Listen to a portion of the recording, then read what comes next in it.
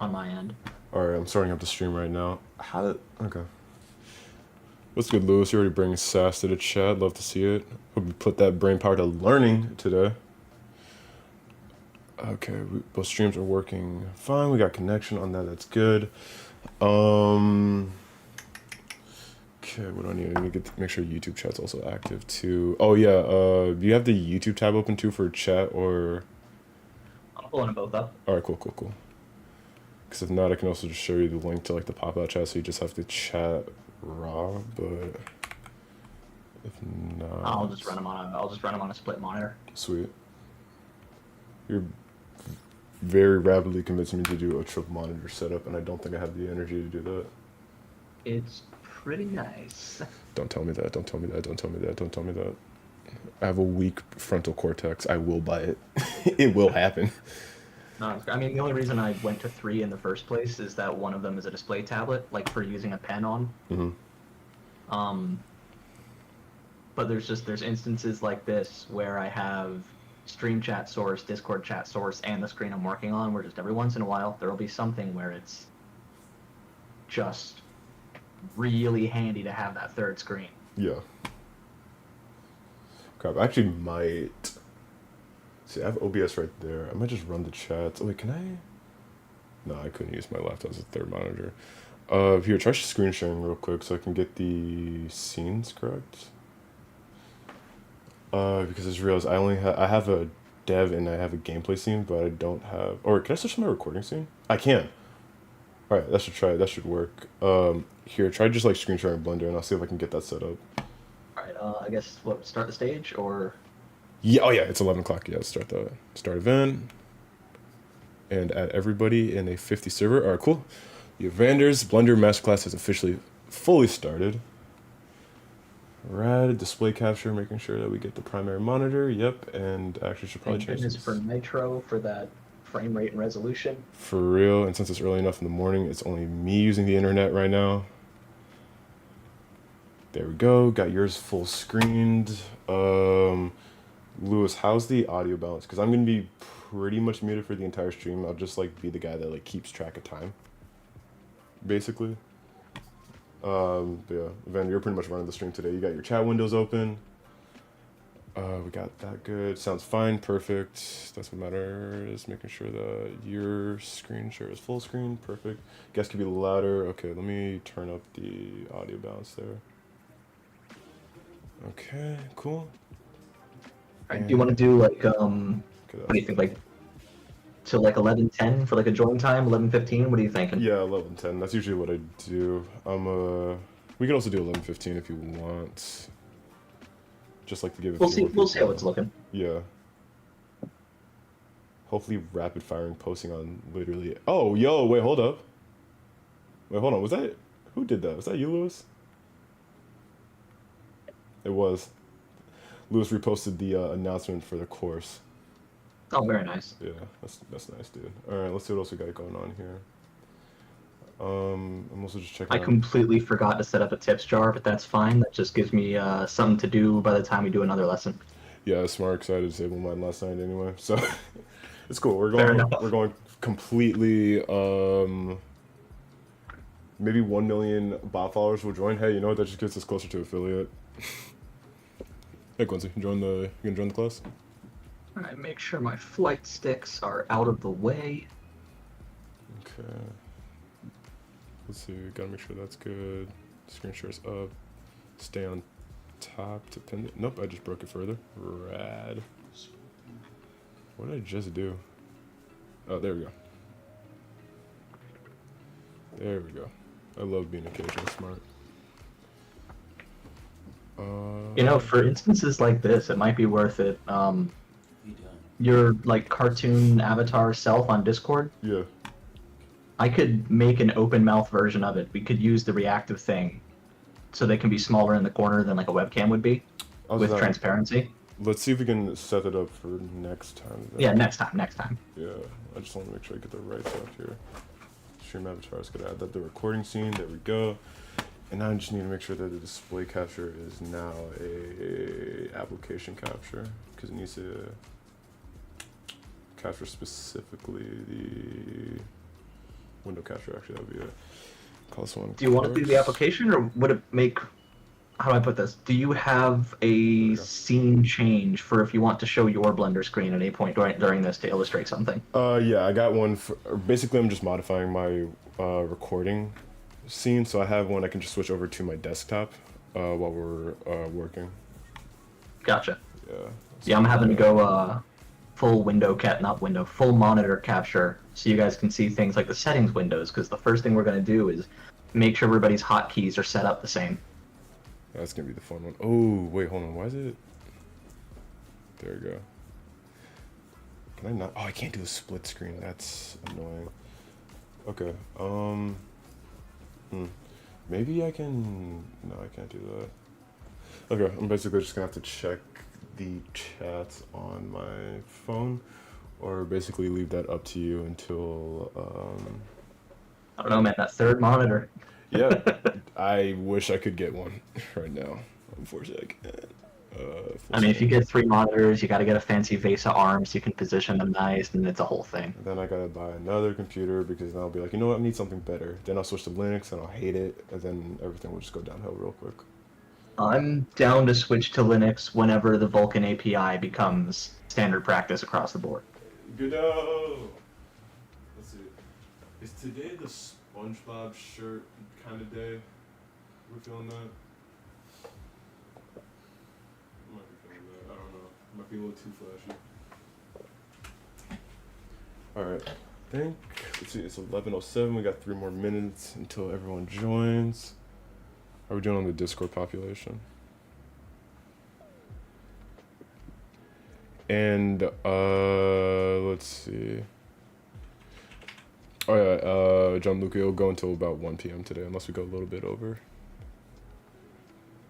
I will also be. Does Godot give us the opportunity to export to Linux? Yeah, no, Godot's actually like natively built for Linux. Out of all game engines, Godot has like Linux, like the best Linux support possible. Oh, yeah, I've been hearing really good things about that. Yeah, no, it's like. I mean, honestly, just as soon as Vulkan goes more widespread, I'd like to switch to Linux to get less bloatware, spyware in the operating system. Yeah. But like, it would brick a good portion of my softwares that I use. Yeah, that's the only thing. I mean, you could just like you could dual boot Linux for like certain things specifically. Where like, hey, you use Windows for one thing and then you use Linux for the other thing. I could do a VM or something. Yeah, you could do that too. Okay, let's see. 8 minutes. Or we're at 8. That. If I can I alt tab on a different monitor and it'll be like, oh yeah, Blender, you're gonna work. Yes. All right, cool. You only use Godot, pretty much everything else runs in the browser. Look at this guy using Photopia. Instead of GIMP. I scoff at thee. Honestly, GIMP is great for photo editing. If you're looking to make textures or do illustration, I recommend Krita. Oh yeah, 100%. Especially since they finally updated the interface, so it looks so much cleaner. Oh yeah, current build of Krita is gorgeous. I used CSP, but that's like industry software and it's kind of expensive, so. Yeah, no, everything free. That's why we're going as free as possible for this channel. That's the goal here. Oh yeah. No more money. Yeah, so I'd say Krita hands down. 100%. Or if you are willing to shell out a little bit of money, it's not as good for animation, but Affinity is fantastic. Yep. I've been using that for a minute now. You know, honestly, if I need to do basically paper puppet animation like what Flash used to do, I build 2D shapes in Blender. Oh my god. Rig them. Oh yeah, I set up an isometric camera view and do an emissive material in Eevee so that it makes flat color. That is extremely extra, my guy. But you get way more rig control than Adobe Animate gives you. And for 2D like drawn animation, I just do it in CSP because it's like built as an animation tool. See, iOS and Windows only for Affinity. Yep, that is the biggest problem. That's what sucks. I'm kind of enjoying macOS a lot more lately. I've been using it for like everything I don't do on the stream. Okay, it's 11:10, so let's do the intro, There we go. Camera's on. It's going to be off very soon. So what's going on, everybody? My name is Zach. This is Added Entertainment, and happy Friday morning, afternoon, evening, or Saturday morning, depending on whatever time zone you're in. Welcome to today's stream. We have a fantastic one because we're not doing a game dev. You guys aren't going to see me ramble. You're going to see someone who actually coherently knows what they're talking about, because if you look at today's title, it is finally the day of Evander's Blender Masterclass. So enough yapping for me. I'm going to switch over to the screen so you guys can follow along. Mute my mic, and dude, take over. All right, here we go. So just for everybody in attendance, I'm going to do a little intro spiel discussing why Blender, what specifically it's good at and bad at. During that time, if you haven't already, make sure you have Blender 4.2 or 4.2.1 installed. That's the version we'll be working on. If you have an older version, a lot of stuff translates over, but a lot of the UI has gotten a little different in the newer downloads, so it may be harder to follow along. So, Blender is it's an open source polymodeler, and what is important about polymodeling is that is the primary form of modeling for film and for games. The big difference between that and the traditional form of 3D modeling, CAD or computer-aided design, is that CAD is vector and polymodeling is raster. What I mean by that is best illustrated in circles. So, in a CAD program, a circle is comprised of its center point and its radius, and that's how you understand where the circle is and what size it is, and it has true curvature. Zoom in as far as you want, zoom out as far as you want, it has curvature. It's all very math-based. With a polymodeler, everything is about the relationship between vertices. This circle here, you can see, is made of 32 vertices. There are no curves, it is all straight lines, and why that's important is two things: UVs, the ability to unwrap an object flat so you can apply textures to it, and deformation, the ability to bend and warp shapes like in a character model or any object that needs to physically bend in a game or in a movie. There are some older examples of vector modeling, like CAD-style modeling, being used in film. The original Tron movie used vector primitives for all the Tron bikes. But if you'd like to go back and watch that movie, you can see that we've come a very long way since then. So, as a polymodeler, the big things you need to understand is the dimensionality of how Blender functions. Understanding that will help you understand everything else significantly easier. Keep in mind, every vertex is a point. It has no size, it has no width, it is just a location in space. The only reason it has any size on our screen is so we can see where it is. On top of that, planes are also infinitely thin, lines are infinitely thin, they are just a connection between 2 points in space. And that has to do with manifold geometry, which we'll get into shortly. From the attendees, everybody have the new version of Blender installed? Because before we get into things, I want to make sure we're all on the same page with our settings.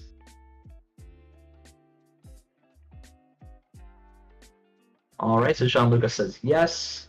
Vac, do you have the 4.2 or newer installed?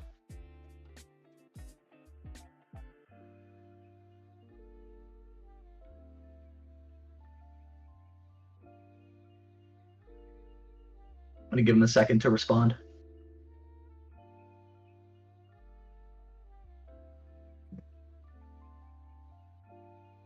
All right, we're just going to have to proceed. So let's make sure we're all on the same page. There's a couple of settings we're going to tweak, which will allow a few shortcuts to be available that aren't by default. Up in the top left, we're going to go to Edit and then Preferences. The few things we really need to check out. Let me find my place here in Input. So that you can work on any type of system, have easy access to hotkeys. We're going to emulate numpad up at the top here in the keyboard section. And in the mouse section, we're going to emulate 3-button mouse. Just make sure you have the same tick boxes that I do checked. So that's emulate numpad, emulate 3-button mouse, continuous grab, and release confirms. Moving on from that, we are going to go to our system. We're not going to be using any fancy add-ons today. I noticed Loop Tools got removed in 4.2 from the standard add-ons, so I'm still figuring out what's going on there, but that won't be relevant today. In your cycles render devices, up at the top of the system section, make sure, if you have an NVIDIA GPU, that you are on the optics rendering device. It's very stable, it's very quick, and if you had it set to none previously, that means that all of your Blender renders were being processed with your CPU, even if you had chosen GPU in the render settings in the actual viewport. So make sure it's on optics and you have your graphics card selected. One more thing we're going to do to make ourselves have a little more slack to work with. The undo steps here in memory and limits. By default, I think it's 32. That's the number of times you can press Control-Z and it will actually undo things. Since we're all running relatively competent computers, we can set that to 256. That's the max undo steps. Actually give yourself some slack with Control-Z. Other than that, there aren't any basic settings we need to tweak. Let's see. In the chat, Jean-Luc, Zach, you guys both got all that selected? All good to go? Let's see, Lewis. Future things when recording or streaming, it might be wise to change your own resolution to something lower since the screen is much smaller for us when streaming, would result in less tiny text. That's a very good point. Let me see if... Let's see, the hotkey for text size increase does not work in this. No worries. Alright, I'll just make sure that if we're using any dialog boxes that I narrate it pretty clearly. One more thing we can go ahead and do, something that I personally like to do with the way that I work in modeling. We are going to be modeling to scale. It's very important to model to scale. Modeling to real-life scale does a couple helpful things. It helps when importing to Engine that pre-made textures will apply at a size that makes sense for your object, such as brick walls, paved stones, things like that. It also means that when you do different modeling projects in different instances of the software, if everything you're modeling is to scale, then when you import a bunch of different objects into a scene in your game engine, you don't have to scale them to match each other because they already match. That will be very helpful. So over here on the right side of the screen, you will find the scene properties. It is a little cone with a sphere next to it, right beneath what looks like a stack of pictures. In that, we're going to go to units. I'm going to keep my unit system as metric, set my length to millimeters. Now, millimeters is nice because it's small enough to make minor adjustments, but because it's in metric, it's easy to scale up to larger measurements just because you just shift a decimal point. Multiply by 10 to go up to a centimeter, 10 more to go to a decimeter, etc. It also helps that a lot of game engines use a metric base unit. I know that 1 unit in Unreal is 1 centimeter. I don't know for Godot, but I assume that it's like a lot of other engines, that it is the base unit of distance in that engine is something metric, which means that doing your models in metric means they will scale nicely when importing. One other thing that I like to do is I tend to start with a front-facing view of my objects. That's 1 on the number line to go into front view. Whenever you are using your number line, you can navigate with 1 for front view, 3 for side, 7 for top-down. All of those numbers will have a different view, but those are the ones you'll be using most often. If you hold your middle mouse button and drag around to pan, if you hold Alt while doing so, it will snap to different view angles, which can be helpful. So right now I'm switching between the orthographic angular views and pure front. If I swing it around, I can go pure side. That is another little hotkey that is just not super obvious, so navigating the window is helpful with that.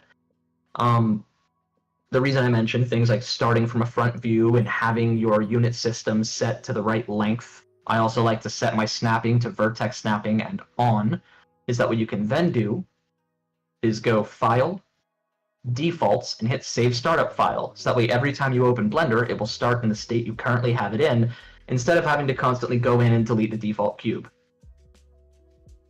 Let me know in chat when you guys are caught up and ready for more.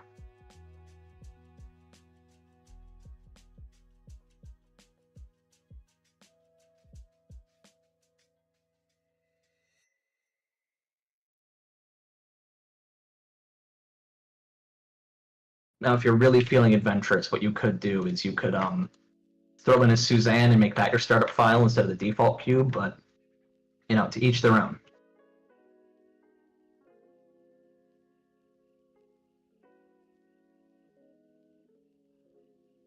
All right, so before we get into modeling, just a little bit of theory. One thing that I really want to illustrate is manifold versus non-manifold geometry, because this is something that a basic understanding of will help you a lot. While we're still in this starting phase, just go ahead, give yourself a Control S, because we're going to want to save often. I'm just going to call this lesson, and we're going to save now so we can quickly Control S later and not have to worry about any dialog boxes.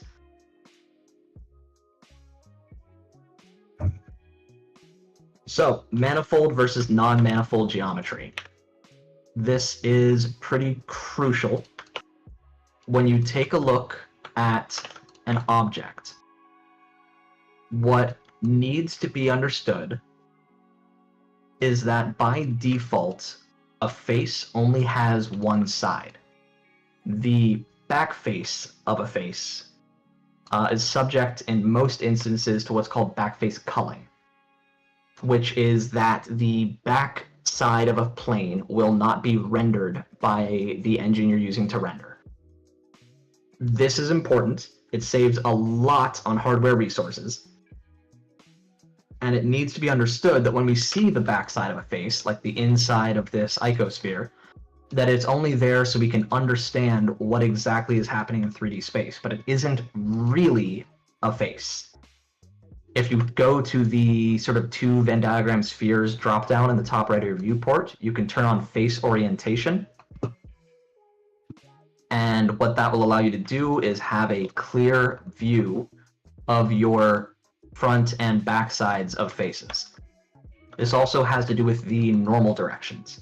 I saw a request from you. Yeah. Go ahead and give an invite to speak. Oh, wait, I'm on the stage. All right, cool. Can you hear me? Was there something you wanted to add to that, Zach? Yeah, a couple of things. One, you might want to turn on the keystroke add-on so we can see like what you're typing as you go on, like for like Shift A and stuff like that if people don't already know. And also for the people who don't have. I'm just going to keep proceeding. Oh. So we can also understand what exactly is going on with normals by just showing our normals. I'm going to go ahead and turn on face normals. You can see that each of these blue lines is going directly perpendicular to the face that it's on. That is the normal direction of each face. Oh, wait, sorry. Real quick, I wanted to jump in. I guess my Mac wasn't working. You should turn on the the keystroke add-on so we can see what you're doing on your keyboard. That's a very good point. And also, for the people that don't have numpads, and that's actually me included, if we're simulating numpad, I don't know how to switch between like face, vertex, and edge mode. We're just gonna click the icons for now. Okay, for sure. I'm doing it this way so that way anybody following along, it doesn't matter what kind of keyboard they have, but in my own personal Blender usage, I have a set of hotkeys on a Stream Deck that I use. Oh, that's smart. So let's see, keystroke. Do you remember what the add-on is called for showing keystrokes? Is it? I don't remember. Hold on. Is it? It should be. It's still built into Blender though, right? Or at least it should be. Or maybe not. Here, I'll look for it and I'll send a link to it. Because I thought it was built in. Here, I'll look for it. What would that be on? Is it an extension?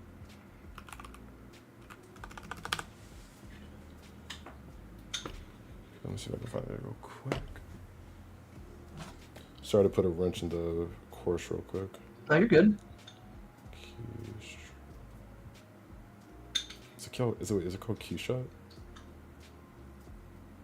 Oh, if you're looking to show the normals, Gianluca, in the square box drop-down right next to the Venn diagram looking one in the top right of the viewport, your mesh edit mode, there's a section called normals, and I just ticked on the one that shows a normal line coming off of a face. This isn't something I usually keep on when I'm modeling. I'm using it right now just to sort of illustrate the concept of what exactly the normal of a face is.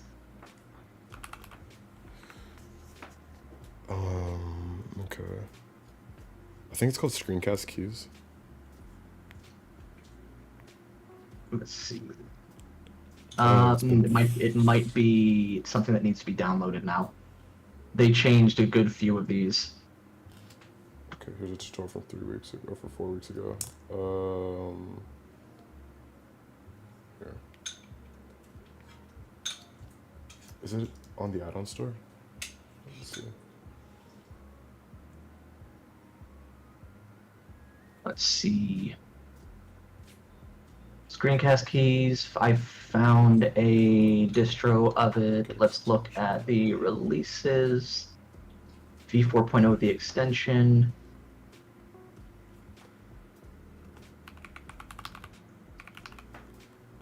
Let's go ahead and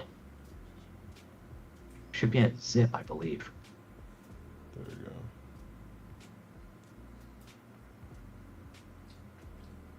Okay, yeah, it's in downloads. Screencastkeys.zip. Yeah, there we go.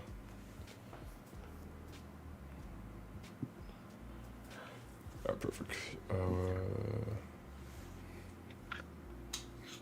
Now let's see. Now do I turn it on?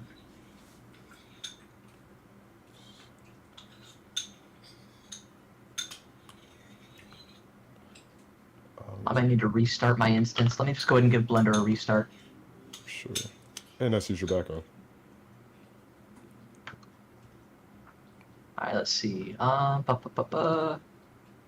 Preferences, add-ons. Let's double check, make sure it's turned on. It is turned on. Do I need to configure it? Yeah, it might be in the tools section. Hold on. There we go. Enable on startup.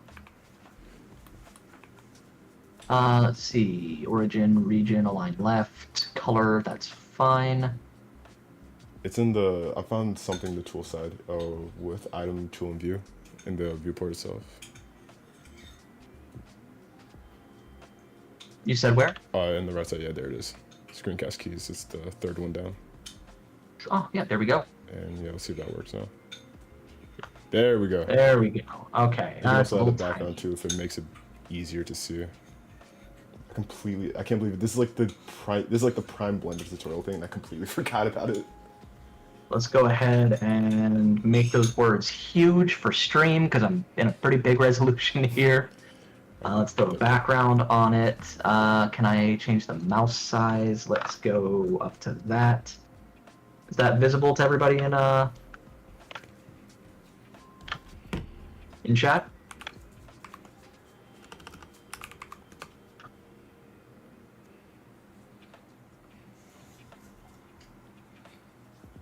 Let's see. Discord's saying, okay, Jean-Luc sees it. That's good.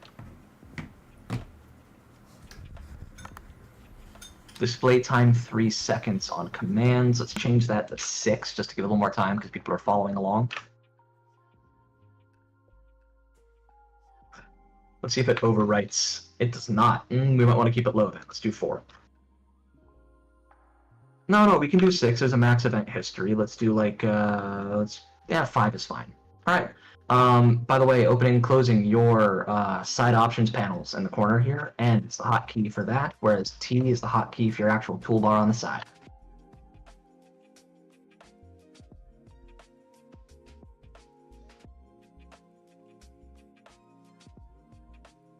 All right, so let me add another icosphere.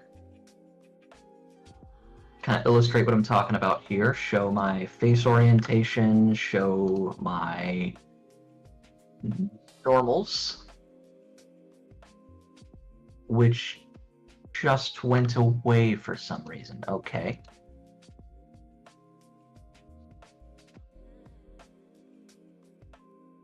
Sorry, changing and installing that just got rid of a window for me. Time to do the fun Blender thing of figuring out what exactly just happened. You know what? I'm not in edit mode. That's why it's not there. That's on me. All right, so the normal direction is the direction perpendicular to a face. This is important. This has a lot to do with shading and texturing. Whenever you tell an object to shade smooth, rendering it as if it's clean, what it's essentially doing is between, let's say, this face is normal and this face is normal, it is taking those directions and averaging them across the edge. This is how you get smooth-looking models without having ridiculously dense mesh. This also relates to how inside and outside faces work. You will notice that the backside of faces don't have a normal because they don't technically exist. When it comes to topology and having manifold meshes, what that essentially means is that the mesh is a contained shape. By deleting this face, this icosphere is no longer manifold. There is a way to get behind the faces. It is important when modeling to have manifold geometry. It often doesn't have that much extra effort to create manifold geometry. It's pretty easy to do. Like, let's say I'm going to make a room. I wanted to add a cube. Let's call this my room. Let's get rid of the ceiling, and we're going to look down into it. So now we run into the problem that the inside of this room does not exist. If I go Alt-N to look at my normals, I can flip them to make the inside be the correct faces, which they exist now, but now the outside doesn't. So the easy way to correct this, Shift-N to quickly recalculate normals, is going to be to just go ahead and either use the Solidify modifier. I'll show you two ways of doing this. You can go to Add Modifier with the blue wrench. We're going to generate Solidify, and basically create, if you look here, a width to this plane to where it actually has inside and outside edges, which it does that by creating extra geometry to give it actual width. If you want to look down here, you can see that it's essentially a box inside of a box. Another way to do this on the fly or for parts of your models, if you don't want to use a modifier across the entirety of an object, what you can do is go Alt-E. Whenever you use a standard command, Alt gives it its alternate options. So the standard for E is extrude. Alt-E gives you extra extrusion options. I'm going to say extrude faces along normals. And let's extrude that by 2 centimeters, so 20 millimeters. Of course, with most operations, in the bottom corner, there is a dialog box that will allow you to alter it. I want to make sure I check offset even whenever you do an extrude along normal. It tries to average it out to smooth your extrusion. If you're doing hard edge geometry like a cube like this, you want to have offset even on. The difference often comes at the far corners, where it won't actually be the full distance away that you asked for, because it is smoothing your extrusion really along the average normals. The difference here is that I said to extrude by 20 millimeters. If offset even is on, each of these faces is perfectly 20 millimeters offset from what I extruded from. If offset even is off, these two edges are 20 millimeters apart. But because they're on a diagonal, that means that this face is not 20 millimeters off from the face it was extruded from. If I grab it on an axis, you can see that it is 11.5 and some change millimeters off. So that's the whole point of using offset even. All of this to say, make sure you are using manifold geometry when making models. Things should have an inside and an outside. If they need to be hollow, if not, they need to be fully enclosed as a uniform object. Everything should be manifold if you can help it.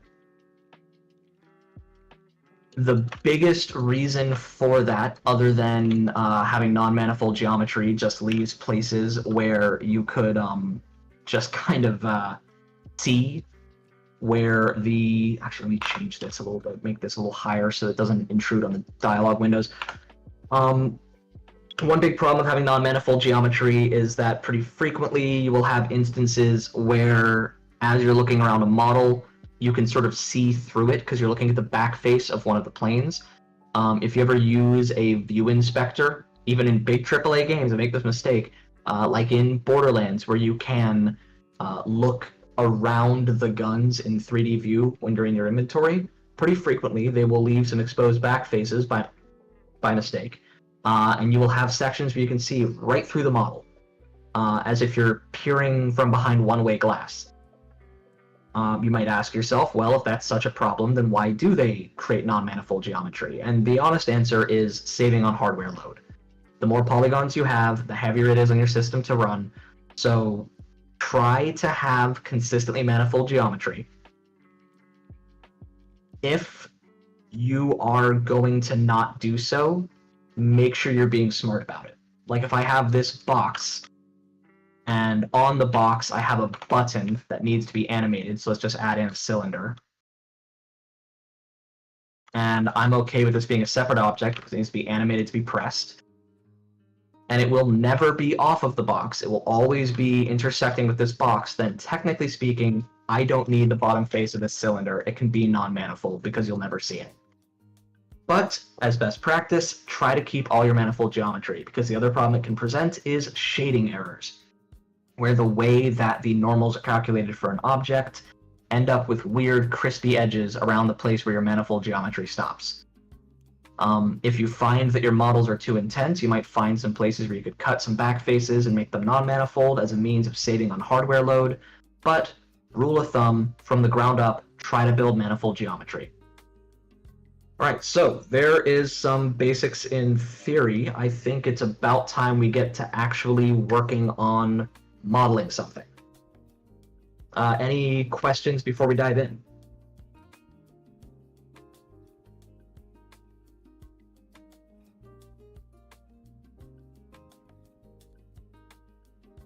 So, okay, so what is a normal exactly? So a normal is the perpendicular direction to a face. So this face's normal is pointing straight upwards. This face's normal is pointing outwards from the face. Whenever you use a normal map to create essentially faked geometry on a surface, what you're doing with that is you are using a colored image where each color represents a direction in 3D space to tell it what direction that pixel on that wrapped texture should be facing.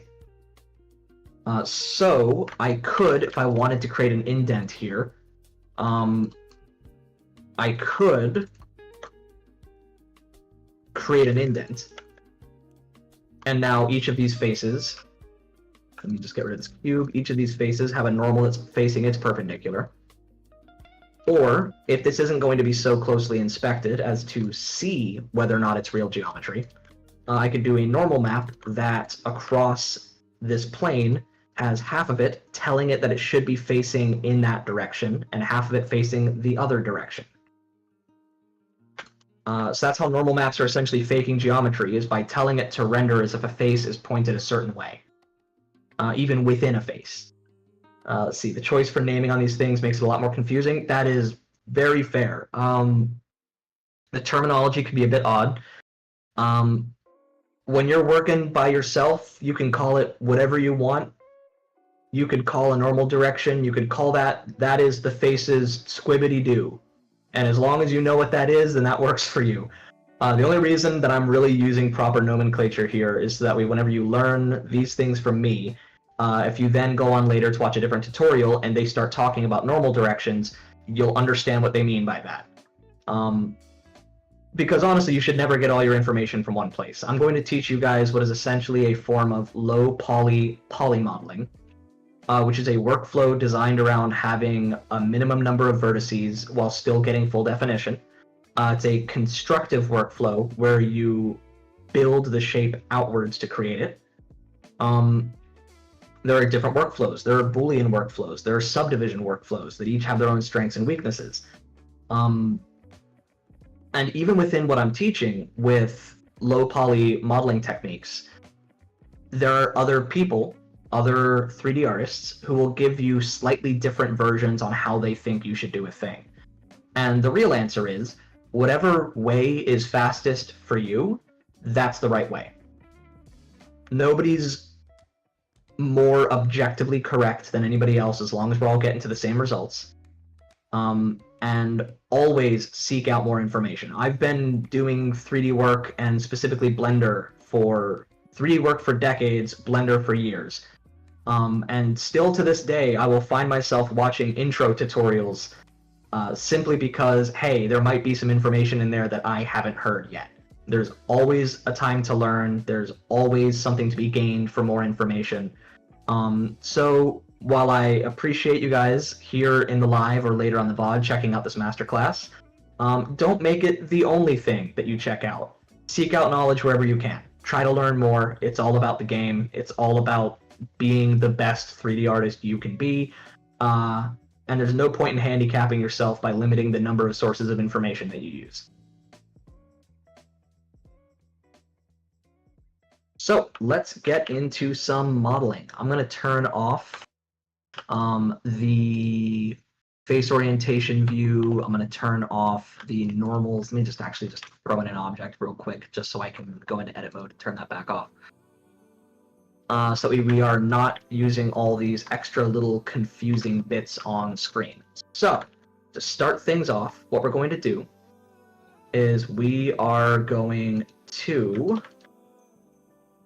work on a desk. We're going to build a desk. We're going to build it to scale. It's going to be a more gamer-centric desk with a curved front edge, so we can get some more interesting geometry in there and talk about topology. If we have time, we'll build out some things to go on this desk.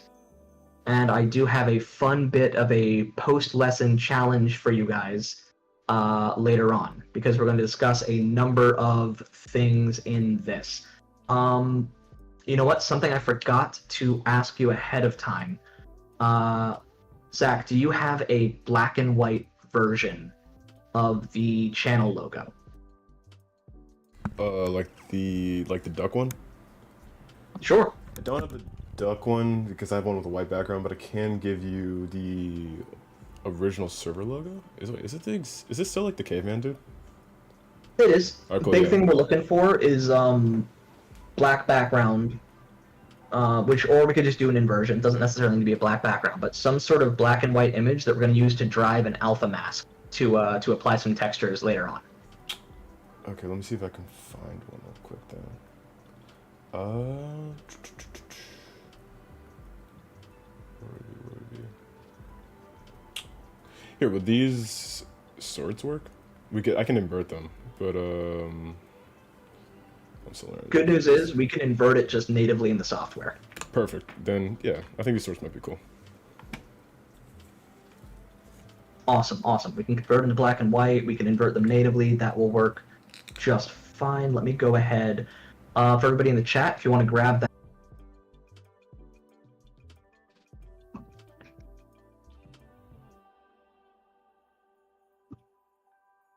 All right, so for a desk, let's start off with basic geometry. Whenever you're working on modeling, you want to go big to small. What that essentially means is sort out your large shapes first, and then work on the mid-sized details on them, and then work on the small details on them. You want to sort of take things in that order from large objects down to small details to create a sense of uniformity across your project. A big problem that people have, and this is also true for illustration, I've found, is they will get a rough block out done and then start working on very small details in one area of a project, and then you zoom out and find that you have a weirdly over-detailed section with a whole lot of nothing surrounding it. You get more uniformly dense models with good detail if you tend to work big and then sort of go in step by step by step into smaller and smaller details across the whole thing. Sorry, excuse me. Whew. So, like I said, we're going to model to scale. First thing we're going to see is something that's really cool to Blender, is that unit conversions, as well as math, can be done inside of pretty much any dialog box.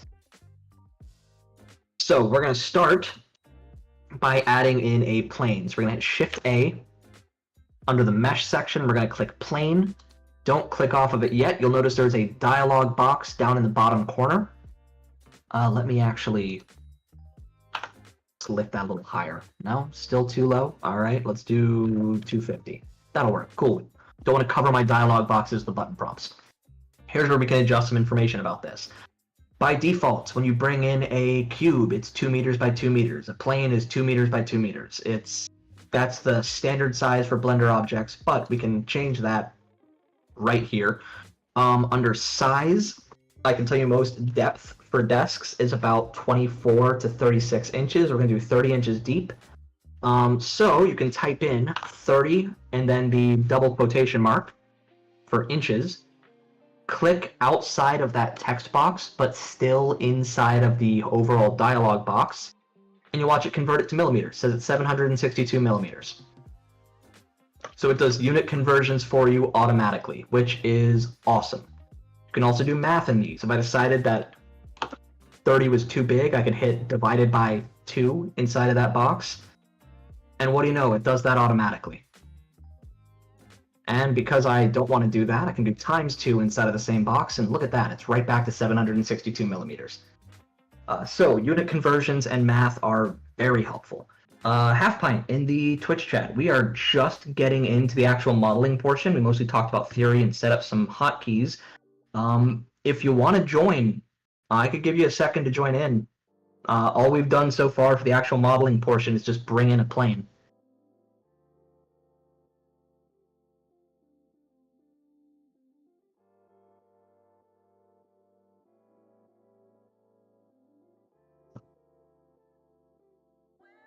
Don't have a PC, I'm just here for info. No worries, no worries. All right, so we have our depth for the desk. Now for width, good size for desk width is 60 inches. We want to keep things mirrored though. So what I'm going to do now is we're going to hit Control R for a ring cut, which will go edge to edge. So Control R, while hovering over the edge you want to cut through on your plane. If you left click, it applies the ring cut to that direction. If you right click, it releases it back to center. So you have a nice centered ring cut going right through the middle of this along the Y axis. Now that I've done that, I'm going to grab an edge. For me, I'm going to grab the left side edge on the negative X axis. I'm going to hit X to delete, V for vertices to just completely get rid of that side. If I had just deleted edges, you would still have these two edges sort of floating off in the distance. So that's why delete vertices. Now, we're going to do a 60-inch desk for width. But we're going to work on half a desk because there's no point in us doing extra effort where we don't need to. So let's grab this dangling edge over here. Now's the first time we're going to use a axis constraint. So I'm going to hit G to grab. I'm going to press X to let it only move it along the X axis. And because I have vertex snapping turned on, top center here, it's the magnet icon. Make sure the magnet is highlighted. Make sure it is the forward vertices that are the option you're snapping to. I'm going to hover my mouse over one of the vertices of that center line and click to apply. Now, I don't want to click again after that because I don't want to release this line I have held, because then I just have two lines directly on top of each other. I'm going to hit G for grab again, X to move it on the X-axis. I'm going to move it just a little bit away and click. And now down here in the bottom left, you can see the dialog box for the move that we just made, which is great because now we can tell it exactly how far in inches we want it to move. So I want this to be half a desk. That's 60 inches. So it's going to be a 30-inch move. So I'm going to type in 30, double quote for inches. There we go. Let me know in the chat when you guys are caught up with what I'm doing here.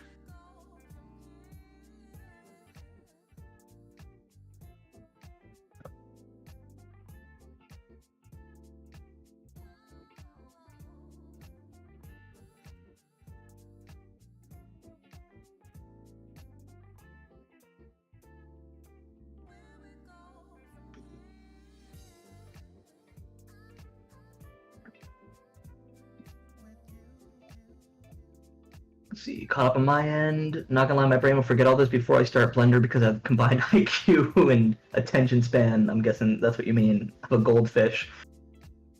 You know what? Practice makes perfect. Good news, the VOD for this will be up. You can follow it there, and the trick is to just do things a bunch of times. Nothing like repetition to really hammer in a concept. Alright, so we are now going to go ahead and apply a mirror modifier, or rather start a mirror modifier, so that we can actually see both halves of this desk we're building.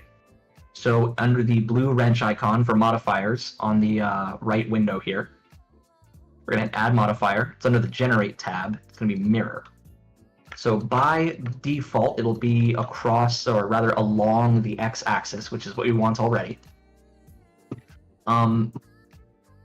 one thing I like to do is I like to use clipping. Now what clipping does is whenever you have a line here at the center, I could, as of now, move it past or away from the mirror line. If I turn clipping on, it will sort of cement that right to that center line of the mirror, to where it can't move.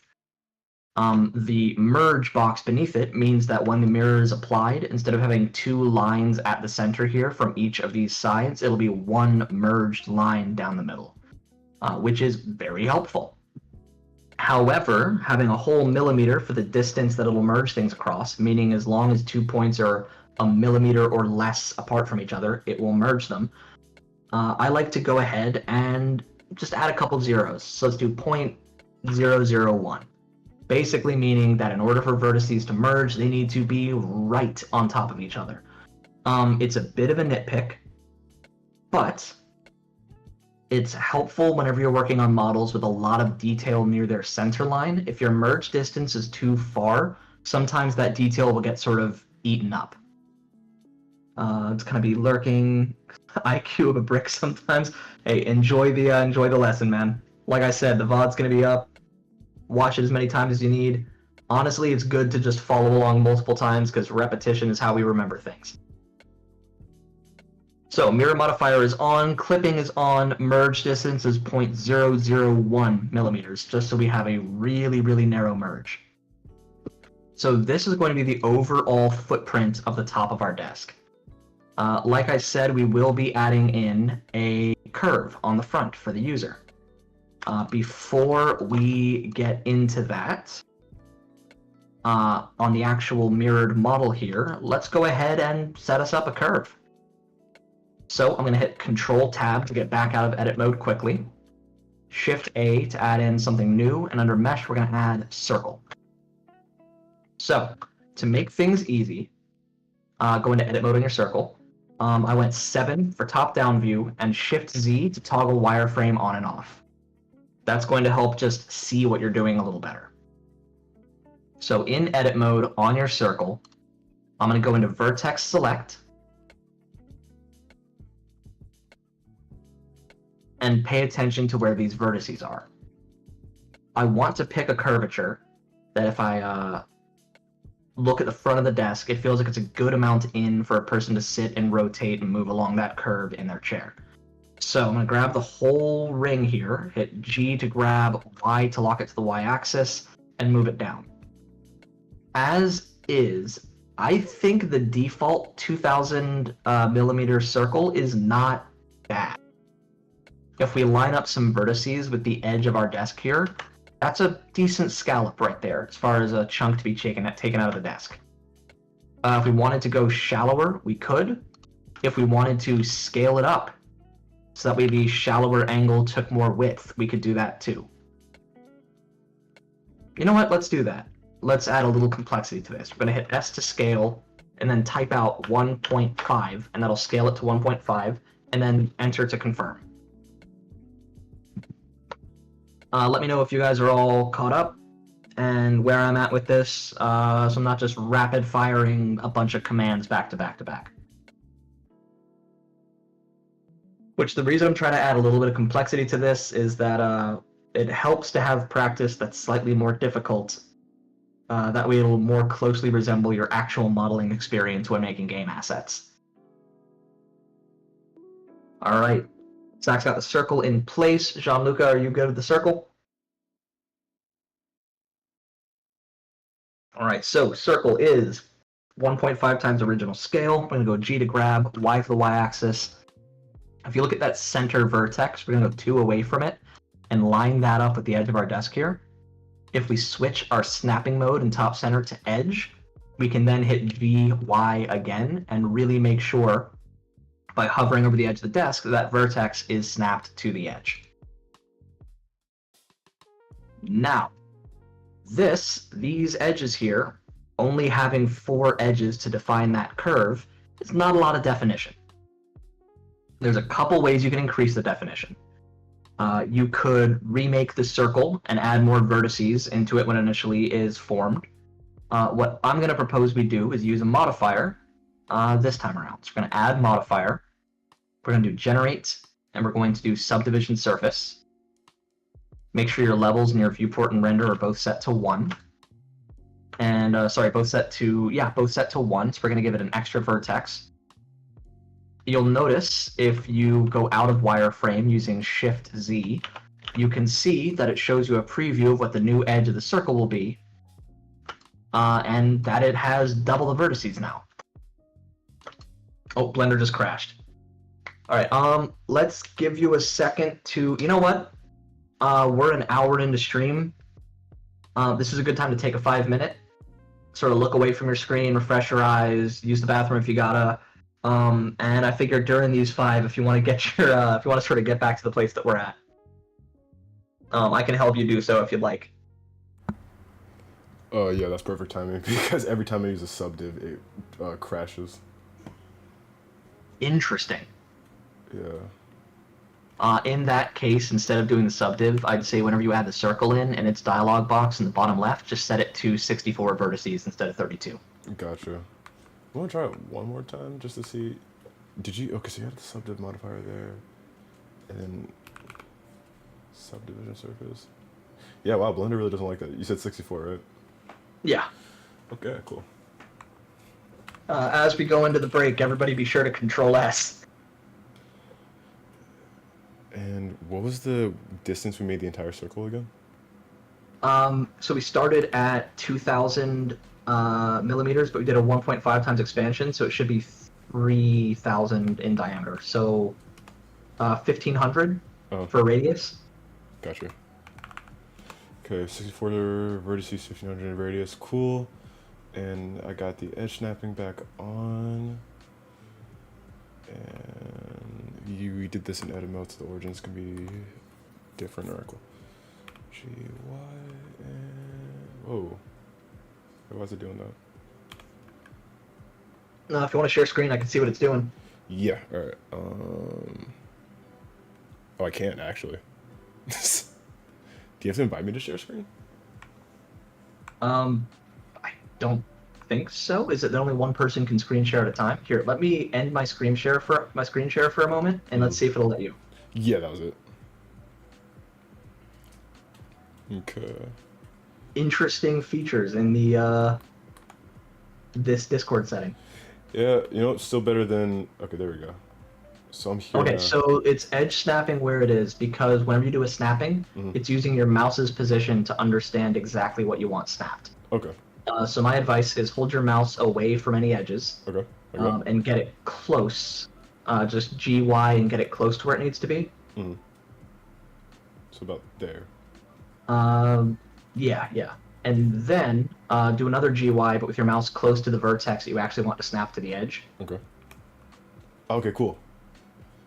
Yeah, so it uses your mouse's screen space position to understand what exactly you want snapped. Okay, for sure. Which, hey, that's good information. Yeah, no, it definitely is. Why do you think it's crashing, by the way? Oh, wait. It's not on the same plane. Oh, you're somewhere else on the... Oh, good news. Grab your whole circle.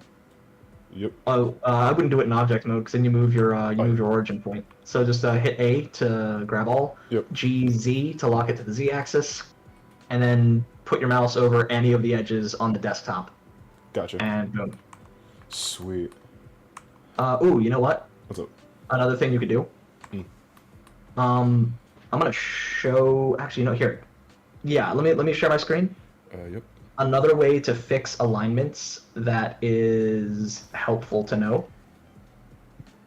All right, screen is up. Let me know when it's like good on stream. Yeah, I can see it. Let's say I had something going on with this where I just had all sorts of weirdness, where it looks fine from here, but then when I zoom out, it's like, oh gosh, everything's all messed up. Instead of taking the time to correct each vertex individually on the snapping axis, the better option is to grab everything, scale on the Z-axis to 0. Ooh, cool. And then I can just grab Z and align the whole thing at once. Sweet. Alright, that's really good to know. Why do you think it's crashing, by the way? Like, is that just a Blender trick, or...? That's hard to say. It might be something with, So whenever you do subdivision, it uses CPU and GPU to co-process a subdivision. Yeah. I don't think it holds anything really sensitive in the RAM buffer. Mm-hmm. It might be something with your CPU. Could it be because I'm streaming at the same time? It could be. I mean, streaming does take encoding video for stream is largely a CPU task. That could be it. Okay, for sure. I haven't had that issue, but I'm also running I'm running a 12 core CPU. Okay, wait, I know. So I feel like I've got a lot of options for multi-threading. gotcha. Okay, then yeah, I'll just see if it works later, and if not, I'll probably just do like a fresh Blender install. That, or if the fresh install doesn't do it, if that is something that is potentially hardware related, it could be that you need a what CPU were you running? Hold on, let me tell you, because like if you say I need a new CPU, don't tell me that, please. Just don't. I can't cry to the non-stream. Well, no, it might not be a new CPU. It's just is it Intel or AMD? It's a Intel. Hold on. Okay, so I don't know much for Intel. With AMD, there's a couple usual suspects where the motherboard doesn't ship with the newest version of the BIOS. Mm-hmm. And there can be some odd issues that arise from that. I'm sure the same is true for some Intel CPUs. It may be that a BIOS flash with a new version would fix it. That it's something to do with how your CPU is communicating with the rest of your system. Okay, yeah, okay, I'll try that out then, because I haven't done that, and it explains why I probably can't run most games I should be able to run too. Yeah, it could be a BIOS flash. Also worth doing a stability test on RAM with the games thing. I don't know if how do I phrase this? I don't think the subdivision is explicitly likely to be a RAM issue. I don't think it's holding anything heavy in RAM. Mm-hmm. But a lot of times when games aren't performing the way they should for your hardware, it's something to do with RAM stability, either due to voltage or just like maybe a stick is like slightly loose with how it's inserted. Or, I mean, out of every single PC part that I build with, my most frequent DOAs are RAM sticks. There's always some problem during shipping. It seems like it's impossible to avoid half the time. My RAM probably is a bottleneck though, because I'm running DDR4 instead of DDR5 with a lot of stuff. I think that's where it cheaped out. Maybe. I mean, it depends on what DDR4 you're running. There's like some really fast DDR4 still out on the market. Most DDR5 isn't even actually running at full speed. The firmware is not caught up to where the hardware is. Gotcha. Okay, well, we got the circle. I'm gonna go get a glass of water before our 5-minute timer goes off. All right, Jean-Luca, whenever you're back, just go ahead and throw something in chat if you can hear me now, just so I know that you're back.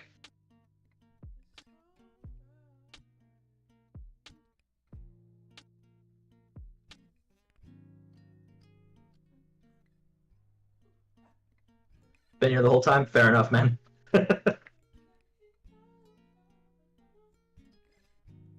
So I guess while Zach's grabbing some water, I could talk to you guys about a future course concept that I am sort of working out the curriculum on right now. A frequent problem that I see in a lot of game and animated film is firearms design. In my own free time, I'm a gunsmith, and a lot of fictional firearms are designed in such a way that they look goofy. They look like toys. And the usual culprit for that is that they are designed in a way that they could not physically function in real life. And just having a little bit of cursory knowledge about how the parts inside of it need to have room to move fixes that problem and allows you to design reasonable concept weapons, even if they aren't ones that currently exist. So one of the future classes I've been working out the curriculum on is firearms design for film and screen. Mahawilo in chat, where can I find more of your courses? So typically I do private lesson, or every now and then I'll do a community class like this. I don't have any published courses anywhere. This is just something I like to do as a little bit of community outreach. My biggest problem when I was learning these softwares years back is finding helpful information. And so my way of giving back to the community is trying to eliminate that frustrating search for other people and just give you the information that I wish I had an easy time finding. I'm not entirely sure of the frequency, but I know we have future classes planned for this channel and this community. But I also do private lessons as well. Any of the community classes I do are free. Private lessons I usually charge for, but I can usually get more in-depth instruction in those because I can just directly work with you on what you're working on. But yeah, so for the future course, firearms design for game and film, with an emphasis on understanding the basics of the mechanics, so that way it's easy to design things from the ground up that actually make physical sense, which tends to make them look more believable on screen. I already do have a goodie bag put together for that course where participants will be given a set of assets like pistol grips, suppressors, some Picatinny rail that you can append into your model and put on top of the weapons. Just things that will make the repeated process of modeling easier because they're things that you frequently have to model and model and model often. I think I'm seeing activity on stream. Are you back, Zach? Are we good to continue? Yeah, I'm back. Awesome. All right, so for the circle, whenever you have a modifier on something, you can't apply it while in edit mode. So we're going to hit Control-Tab to go back into object mode, hover your mouse over the modifier, and hit Control-A to apply it. So back into edit mode on the circle, go ahead and take this new vertex that's sort of hanging below the edge here, G to grab, Y for Y-axis, and use our edge snapping to make sure it's aligned. So we now have the arc that will be that sort of inside diameter for the scalloped cut into the side of the desk, which means we don't really need the rest of these vertices on this circle. So we can just grab them all, X to delete, V for vertices, and leave us with just our cut right here. So, give you guys some time to catch up. I'm going to discuss what the next stage is. We're going to take this desktop and we're going to figure out some basic topology for it. Topology is pretty crucial. Ideally, let me just go ahead and hide all of this. Your perfect plane in a mesh is a perfect square. The corners are all at 90-degree angles. The texture will be able to go pixel perfect into all the corners. No pixels need to be stretched. It's awesome. However, that's not usually feasible to have a model made exclusively out of little squares, or at least not feasible without an obscene amount of mesh to make that happen. So what we try to do when we work on topology is we never want convex corners. We only want concave. Concave meaning that if we were to take this corner here, its angle is less than 180. Currently this would be 90. An example of a bad convex corner would be like if this was one of your quads on your mesh. You don't want this. This causes awful texture rendering issues. If you find that this shape is necessary, just go ahead and make it into two triangles. Really want to avoid convex corners. The other thing we want to avoid is, let me just go ahead and use some vertex snapping to set that back out. The other thing we really want to avoid is having a shape that is obscenely distorted along one axis or another. So if I make this really thin, and then I pull this really far out, this is still technically a quad, but because there's so much stretching, because this edge is so much longer than its opposing edge, same with these two, because this is such a narrow angle on that far point, you are very likely to get some texture issues with that shape. Now, those issues are less prevalent when there's no deformation. So on a flat surface that is going to remain flat and not curve or bend, you can get away with a lot. But on any curved surface, it becomes a problem. So as we do our surface topology for the top of the desk, we are going to need to be thinking about that. So let's go ahead, grab our circle edge that we have here, and in edit mode, we are going to delete half of it. Leave that center vertex, leave the ones going to the side, because it's about to become part of this other object with the mirror modifier on it, so we won't need that half. In object mode, so Control-Tab to go back to object mode, if you select the circle first, and then hold the shift key and click on the top of the desk, you'll notice the circle goes into the darker orange first selected color, whereas the desktop becomes the brighter yellow-orange most recently selected. We're going to hit Control J for join. If you look in your scene collection, the outliner here, you'll see that it is now just one shape. They're completely merged into one, which we can go into edit mode on that one shape and see it as just one shape. So let's start working on creating some topology. I'm going to take this inside corner that's hanging inside of the curve. I'm going to delete that, so XV, which is going to leave me with just edges here, but that's fine. I'm going to try to get the opposing edge aligned first. If we went this to create a quad, that is a very good looking quad, but it means that the one next to it is going to have more stretch on it.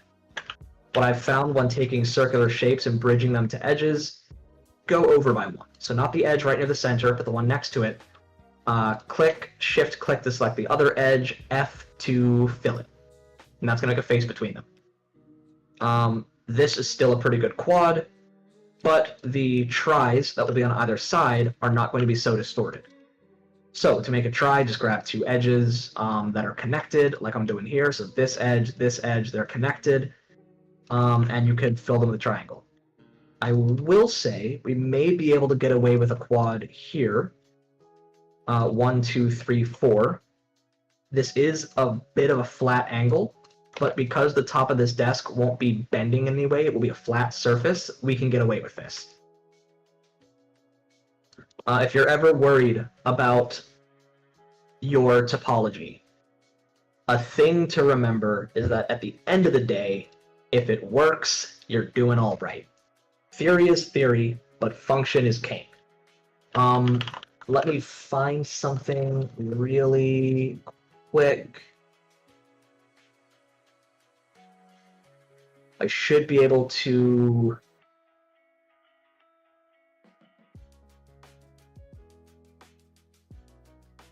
I think it was the Starfield sandwich. Yeah, okay. If you want to know how much you can just go ahead and fudge a lot of this as long as it works, I'm going to go ahead and in the Discord chat for this session, post an image. Let's see. Oh wait, how did you get rid of the piece under the curve? So I just went into vertex select. I grabbed that vertex and I hit X to delete, V for vertices. So I don't know if you want to make that big. Yeah, you're making it big for stream. Awesome. So that right there is a sandwich from Starfield. It is one of the most hideous meshes I have ever seen from a AAA company. It's disgusting to look at. It hurts my eyes and my heart. But hey, while there's a lot that could be said about the writing in Starfield, at least it's a functional AAA game. And if a functional AAA game can have that abomination of a sandwich, then hey, as long as your meshes work, your topology is fine. The important thing with knowing the theory is that whenever a problem does show itself, you'll understand why you're experiencing that problem and likely be able to correct it. They did that on purpose. I mean, that's what's in the game. I don't want to make any accusations that I don't have facts to back up. But if I were a betting man, that type of topology looks to me like either a junior artist that wasn't paying any attention or some sort of algorithm and not a person topologized that sandwich. It does not look like a handmade topology. Also, the mesh density, where it is just such a dense mesh around the edges of the bread and the edges of the sandwich filling, and then just this barren, horrible mess of tries along the surface of the bread. It's terrible. It's awful. But yeah, so know the theory, so that way whenever problems arise, you know how to fix them. But understand that you can get away with quite a bit. So we have our desktop. Let me know in the chat whenever you guys are caught up on just sort of copying out this topology.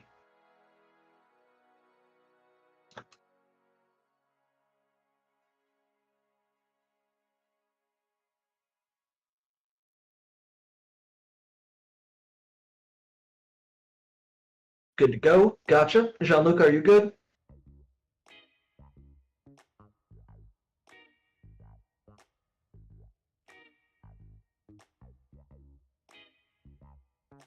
See, I was worried for a second there that I had stunned you into some sort of catatonic state by having to look at that horrible sandwich. Alright, so now we're actually going to go into 3D view.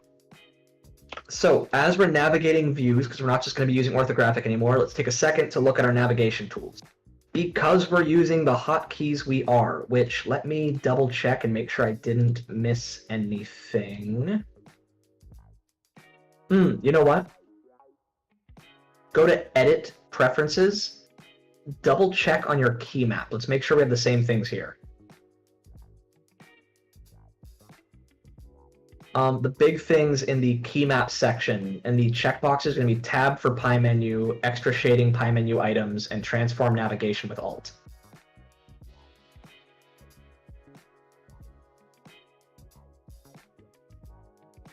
Let me know when you guys have those options all ticked. I think I forgot to specifically call those out at the start.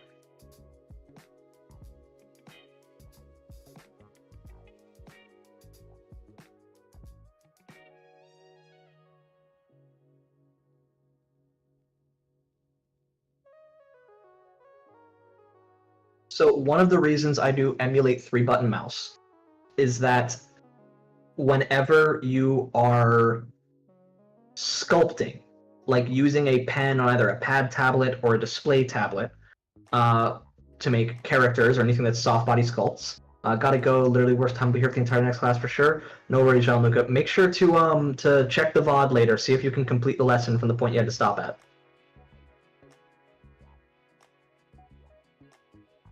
You know what? Tell you what. Maha, if you're gonna be joining in, let me do something for you real quick. I'm just gonna take the dot blend. I'm gonna save where I'm at and take the dot blend of what I'm currently working on and just throw that in the chat. So if you want to follow along, here is exactly caught up to where I am on screen right now. So when you're using a pen, pad tablet, or display tablet to do sculpting, using middle click is either not an option or a very cumbersome option to do rotations, and doing panning is even worse. So this allows you to just use left click while holding Alt. So if you hold Alt, you're going to be in your navigation mode. Left click to spin things around to orbit. If you add Shift to that, you can pan. If you do Alt Control, you can zoom. So what I'm doing whenever you see me moving around quickly is I'm holding down the Alt key, and then either using just Alt or Alt Control and Alt Shift, I'm clicking and maneuvering my model around to get a better view. Helpful shortcut.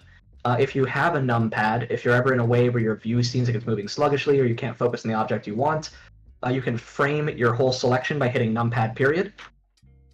If you don't have a numpad, in the top drop down inside your viewport, next to where it says like edit mode and your different selection modes, you can drop down view and then hit frame selected, and that does the exact same thing.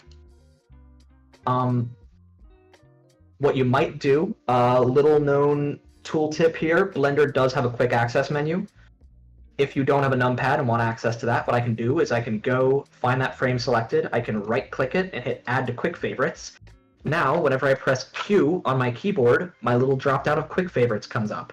I don't currently have any, because I tend to just use my hotkeys. But if you find yourself doing an operation frequently that isn't an easy hotkey or is one you forget, you can just right-click that option, add it to quick favorites, and then Q for quick favorites will bring up all your quick favorite operations. Helpful little Blender tip. Alright, so we're going to start making this 3D. So we're going to start with a little selection of keystrokes here that is going to allow us to give this thing some depth. We could extrude it. That's one way to do it. We could also do a duplication. Extrusion makes more sense in this context, but we're going to do it by duplicating so that I can teach you guys two other things. So go ahead and hit A to select all. We're going to do Shift D to duplicate. And then what we can do is we can hit Z to lock our duplicated object on the Z axis. And we can even type in how far we want to move it by. I'm going to say 2 centimeters is a good thickness for a desktop, so that's 20 millimeters. So just type in 20 and then hit enter. And what do you know? You have a duplicate of it exactly 20 millimeters apart. That's a little thick for a desktop, but it's fine. Usually about 1 centimeter is right. You know what? Let's go ahead and correct that. G to grab, Z for the Z axis, and then minus 10 to bring it back down by 10 by 1 centimeter. So we're working in metric, and that's because a lot of game engines, their base units are in metric, and also the millimeter is a small enough measurement that you can get to tiny details without having to use decimals or fractions. If you want to change Maha, if you want to change your units in Blender, over here on the right panel, you'll go to the scene properties, which is the cone and the 2 circles.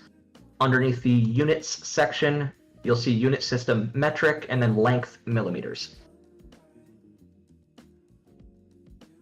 It also helps because a lot of things like vehicles and firearms and other props you need for games are often measured in metric as well.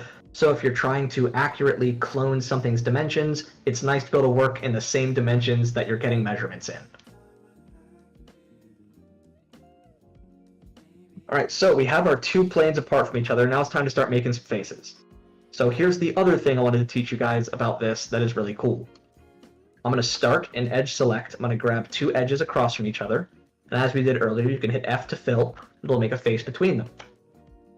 The nice thing is, when you make faces in Blender, we don't need to keep doing that for the whole edge.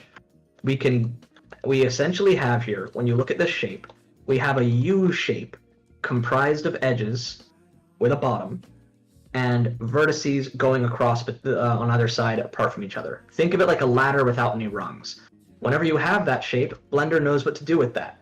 So we're going to grab just the edge of that face we just filled, and we're just going to keep tapping F. And it will continue to fill around the whole perimeter of the desk.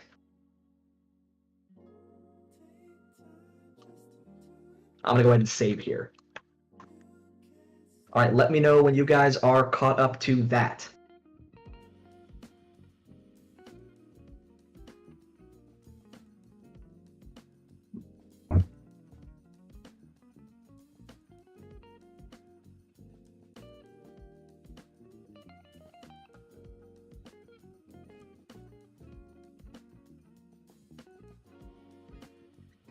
All right, got a made it from Zach, got a yes from Maha, so we are good to go.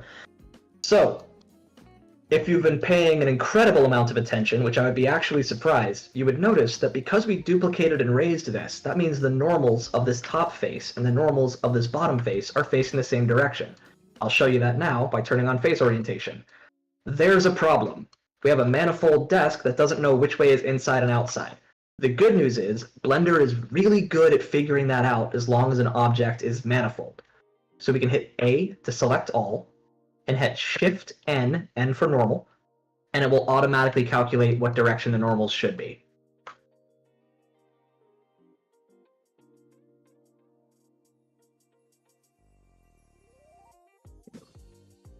So if you have non-manifold geometry, what Blender will do is will essentially try to figure out what should be the inside and outside, and that's usually based on concavity. So like if I took this section right here and created a non-manifold shape out of it, like this bucket, what it will do is assume that because it's concave, with this being the inside of the concave, this should be the negative and the outside should be the positive. In other words, red in here, blue out here. But sometimes it's not what you want. So it's good to have manifold geometry so your normals can be auto-calculated easily and you're not manually correcting normals. If you ever do need to manually correct normal, like I said, Alt gives you these special options for any given operation. So instead of Shift-N, you would use Alt-N, and you then have all these other options for your normal faces, such as to flip an individual face. And I can show you that now. I can go Alt-N and flip this face to be the inverse of what its normals just were. Of course, we don't want that, but that is an option if you ever have a normal direction that just doesn't seem to want to go the way that you're asking it to go. Working with your normals as you're modeling is helpful to do every now and then. Like I said earlier, the Venn diagram looking icon here for show overlays, you can turn on face orientation. It's helpful to check every now and then. The big thing is you got to make sure you check your normals before you export it to an FBX for game development or to an STL for 3D printing. Just make sure that whatever you export has its normals correct. Oh, that's a good point. If you are doing 3D printing and doing an STL export, in order to be printable, the file has to be manifold geometry. You can't have open ends. Another good reason to work manifold. So I'm assuming all of us participating are at a desk, and on solid surface desks, a common thing that they will do is give a bit of a chamfer to the front edge that faces you, so that way the bottom corner, sort of this edge line here, doesn't hit you in the thigh if you stand up wrong. Let me turn off the face orientation.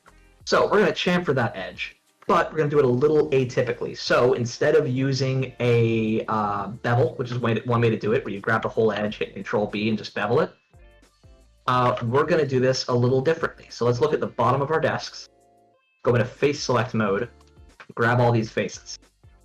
What this is going to allow us to do is we're going to create a chamfer that isn't a uniform bevel. It's not going to be a perfect 45-degree across the corner. We're going to use inset, which what that will do is just bring in a line from all the faces we have selected. So we're going to hit I to inset. I'm going to do 25 to do 2.5 centimeters. And you'll see that we have an inset that is 25 millimeters away from the edge. In the dialog box, I'm going to turn off boundary, meaning that it will treat it like this mirrored object as one whole object. And so now we have our inset. Let me do a little bit more before I check and see if you guys are caught up. Let's take edge select, grab this bottom edge that is across from this corner.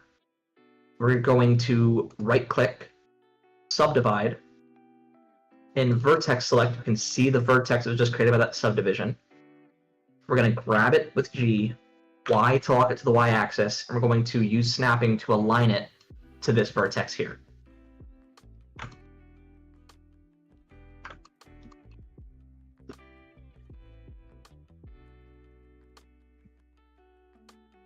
Now, if we were going to go full realism on this, all of these edges would have a little bevel knocked off of them, which does look great in a render, but since we're primarily focusing this lesson on game design, I'll tell you that doing that bevel across all the edges is just a whole lot of geometry that is not going to be apparent in a game environment. If I were doing this for a film where I'm zooming in closer, I would make this circle have more subdivisions to where it was a smoother curve. I would bevel all the edges.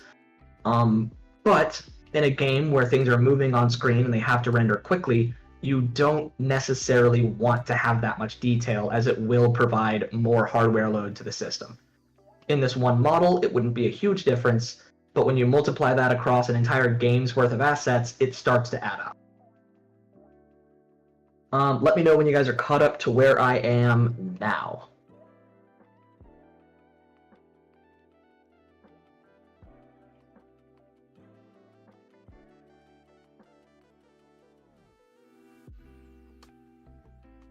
Big inset made, perfect. Can you show the vertex aligned portion again? Sure, so I grabbed each corner of what was, here, let me just solve vertices. Let me just grab the edge, subdivide, that makes a vertex in the middle, then I just G, Y, so I slide it along the Y axis, and I'm using vertex snapping and hovering my mouse over the vertex that I want it to snap to on the Y axis.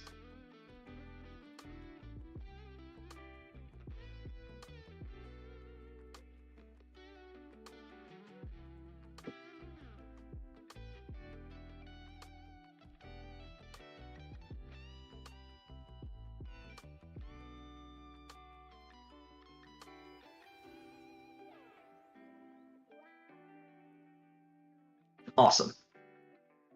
So we're going to do a couple things. We're going to use a ring cut. We're going to do some merging. Let's do the merging first. So we really only need this edge border on the front edge. The others we don't need. So I'm going to grab one vertex with a click, hold Shift, grab the one at the edge with another click, hit M to merge, and then click at last, meaning the last one I selected.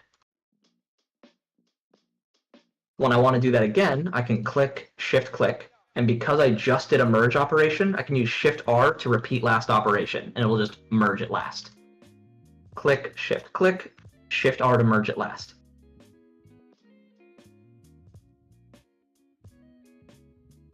Now, earlier on in this lesson, when we first made a rectangle, we used Control R to create a ring cut. What that did is it took the square actual quad topology and it cut across them. I can do a little demonstration on that. If I take this here and I just start making more quads, no matter how messed up they are, because these are all quads, if I do a ring cut, it will follow the edges of the quads as they lead in a line.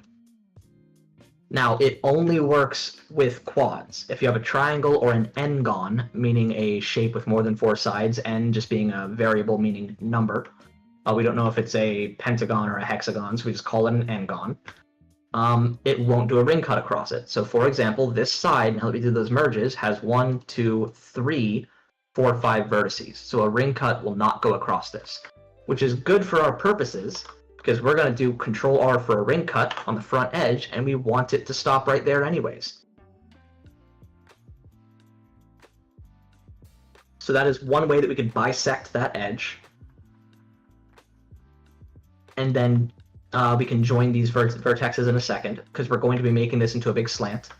Another way we could do it, instead of bisecting the edge at all, we could just grab all these front ones and lift them to the point where we want the bisection to be. Sort of just showing you guys that there are multiple ways to arrive at the same solution, but we're going to do it with a bisection.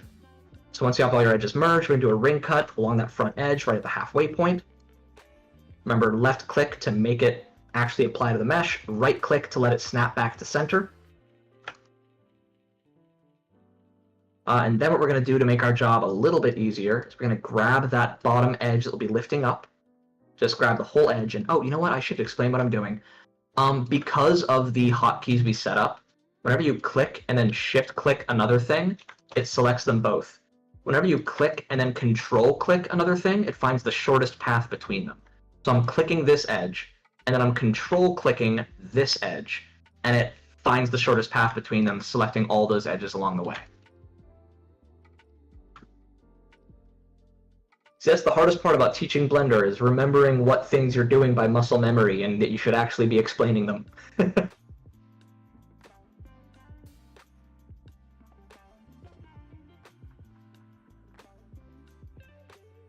Let me know when you guys have that completed, where you have that center line cut across the front and you have that bottom edge selected. Because the next operation we're going to do is it's a simple operation, but it's important to pay attention to. All right, so we have our vertex snapping on. We're going to hit G to grab, Z for the Z-axis, and we're going to snap it to one of those little mid-end vertices from that cut we made across the front. So right now, we have a line sitting on top of another line. If I were to grab any part of this, you would see that it's not actually merged. We're going to merge it, but we're going to use a merge operation that is very handy to know, but really easy to mess up if you're not careful with it. We're going to hit A to select all, M to merge, and we're going to choose by distance. So whenever you have vertices that are right on top of each other or almost right on top of each other, this will collapse them into one. Now if I grab this edge, you'll see it is actually a singular edge. The reason that's an important thing to keep an eye on is that it would be very, very easy with that modifier to accidentally merge down things you don't mean to. Let me open a recent file just to show you. This is a project I've been working on my own time. Just a nicely rendered Man, switching into render mode is taking a second with OBS screen recording me. Let's give it its time. You'll frequently find yourself creating scenes where you have objects on top of other objects, sometimes within the same actual object, and you want them to remain separate. A good example of this is, let's say, when you have a pistol for a first-person shooter game, and the pistol is all one object, and the slide is sitting on top of the frame. There will be multiple points in that model where vertices on the slide are right on top of vertices in the frame. If you do a merge by distance on that model, you will be cementing your slide and your frame into one object. And you might not notice it at first, not fast enough to Control-Z it, but when you try to animate and you find that that slide and that frame are actually one piece that's getting stretched with the animation, then it becomes a much bigger problem. What is going on?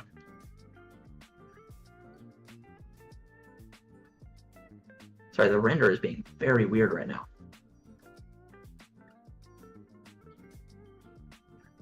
You know, it doesn't need to be in render mode. Let me get back into solid mode and I'll show you guys an example of what I'm talking about. Why would you make the slide in the frame one object, though? When you're modeling, you typically wouldn't, but when you're exporting it to a game engine, you'll oftentimes want to have one FBX that is the whole gun object with its skeleton armature that does the animation. And for that, it'll all be one continuous object. You could compile an FBX that have multiple parts, but that starts to get a little weird in your outliner, and sometimes there are shading issues that you don't see unless they're one object. So it helps to have a compiled singular object. The way that I tend to do it is whenever I'm ready to export to a solid FBX, I'll make a duplicate of all the individual parts, merge those down into one object, and then keep that as a separate thing in my outliner and not delete the individual components. So if anything goes wrong, I can always go back to the individual components. It'll be fine. My goodness. I might just force quit this and just load it in object view. I mean, solid view.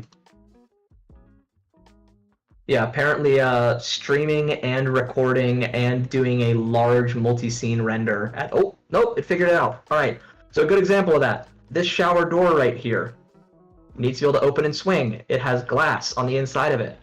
It even has a rubber trim on the inside of it. This glass sits in a socket on this door, where both the door has its lines in the socket and the edges of the glass have their line in the socket. If I were to take both of these once they get merged into one object and do a merge by distance, the glass would suddenly become fused to the door at these corners, which would cause some pretty severe rendering issues. So that is why merge by distance is such a tricky thing to deal with. Go back to the lesson.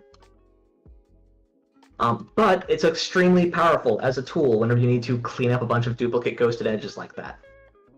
So keep it in mind, keep it in your toolbox, but know that it can be easy to abuse. All right, so a couple ways we could do this. Let's learn some topology joining. So on your desk, we're going to take the top edge of the outside edge of the desk right here. Go ahead and select that edge, right-click, subdivide. Then if you go back into vertex select, you can see the vertex that appeared in the middle of that edge.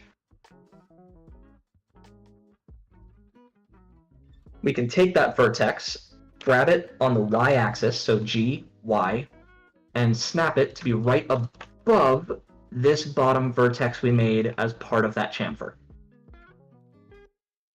Now let's talk about the difference between a fill and a join. To connect these two vertices, if you're just making a line in free space, you can hit F, use fill. The problem with that is that if I go to the side, you can see a little better. That line, if you see, is just sitting on top of the surface. It has not actually split the surface. If you're trying to connect vertices across a surface and actually cut through the surface, you want to use J for join. That will actually cut the surface. So we'll go ahead and join that vertex there, and we'll also grab this here and join it there, so we have a nicer looking quad on the bottom, and this is fine being a try.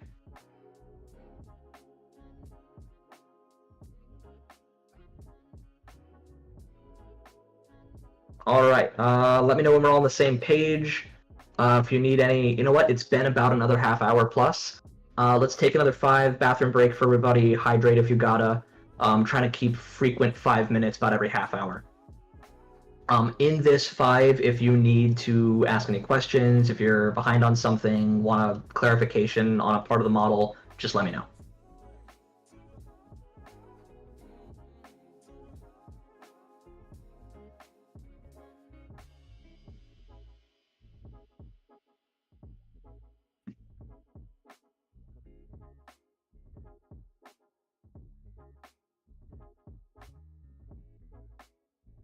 I suppose for myself for this 5, that's just sort of a an exercise in how these techniques are important and why they're helpful. I'm going to remodel this whole thing really fast. Plane, we did a 30-inch deep desk. We went into edit mode, grabbed that, deleted that, grabbed that, moved it, decided it was going to be a 30-inch move. Awesome. Went ahead, applied a mirror modifier, set clipping to on, set our merge distance correctly. We added a circle, 32 vertices. We ended up doing a 1.5 times scale. Instead of doing it in a dialog box, I'll do it how we did it the first time. We decided we wanted more definition. So we went in and applied a subdivision surface with 1 level of subdivision, applied that modifier. Our circle is now set. Let's get rid of these extra vertices. At this point, we went ahead and chopped out our circle, merged it into here.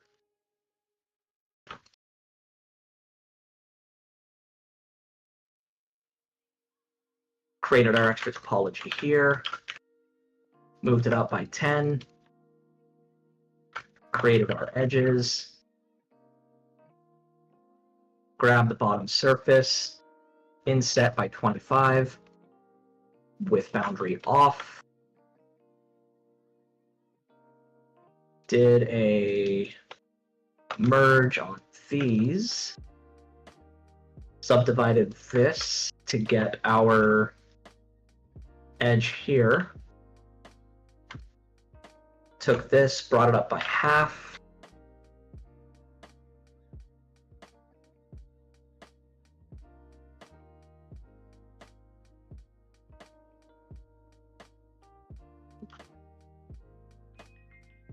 Joined everything together, and this should ideally, yep, perfectly fit on top of the one we just made.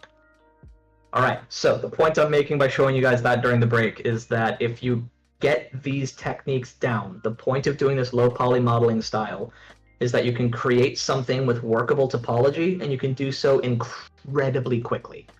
The whole goal of this style is speed modeling. How do I get the ideas from my head onto a screen as fast as possible? It didn't even see the topology split part. Yeah, no, it's just, it's... There we go. 1-to-1. I show you that now, not to like show off or anything, but to be like, hey, this is the end goal. This is the kind of speed you can do with this method. This is why I'm teaching this specifically. Sort of something to look forward to, because I do not think it will take too long to hit that kind of speed once you have your hotkeys more memorized, and you sort of think in terms of this modeling style of going low poly, of building up your polygons, doing your subdivisions as you go, and understanding the kind of resolution you're working at.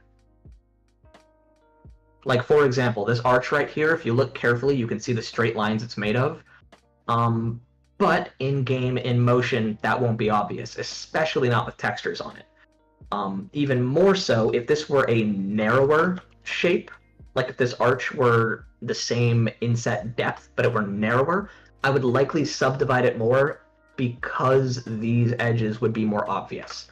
So understanding as you're making a shape whether or not it will be clear what does and doesn't need more definition is kind of a skill you build up just by working on stuff.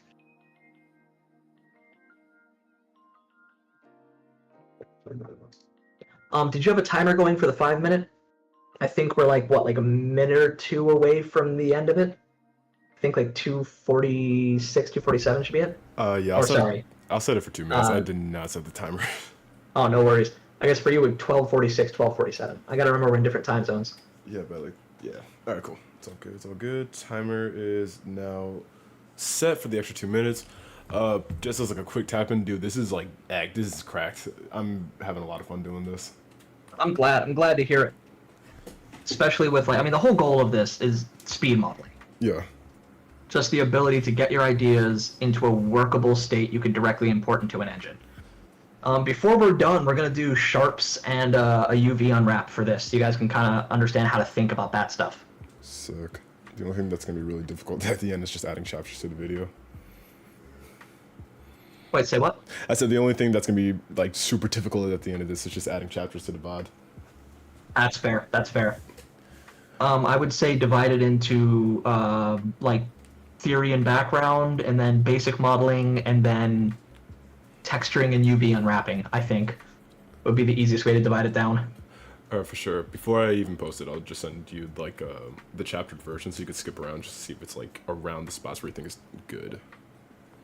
This is actually a good time for me to pop open OBS and make sure it's still recording correctly, which, yes, it is. Awesome.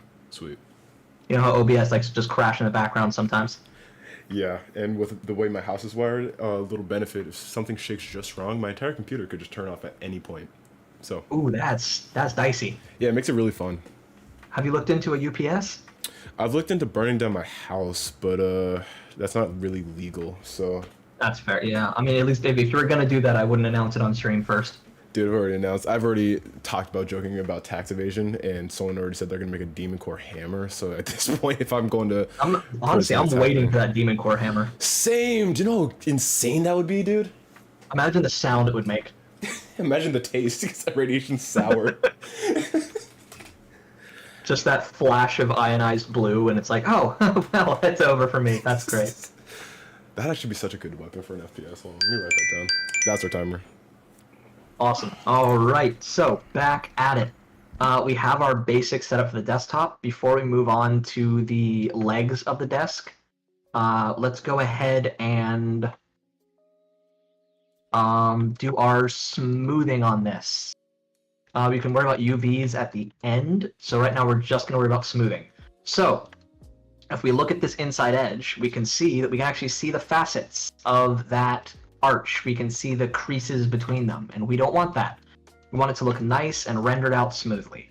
So we're going to go into edit mode on this, go into face select, A to select all, and we're going to use an edge smoothing technique. So instead of using normals to dictate smoothness, we're going to, instead of using a normal map to dictate smoothness, we're going to tell Blender to interpret the normals between faces. So we're just going to right click and hit shade smooth. By default, it's going to look terrible because it's trying to smooth the entire object. But that's where marking sharps comes in. So any edge that needs to be sharp, we're going to mark it. So let's take the whole top perimeter of the desk first. Remember, you can use Control click to quickly grab edges in succession. Right click, mark sharp.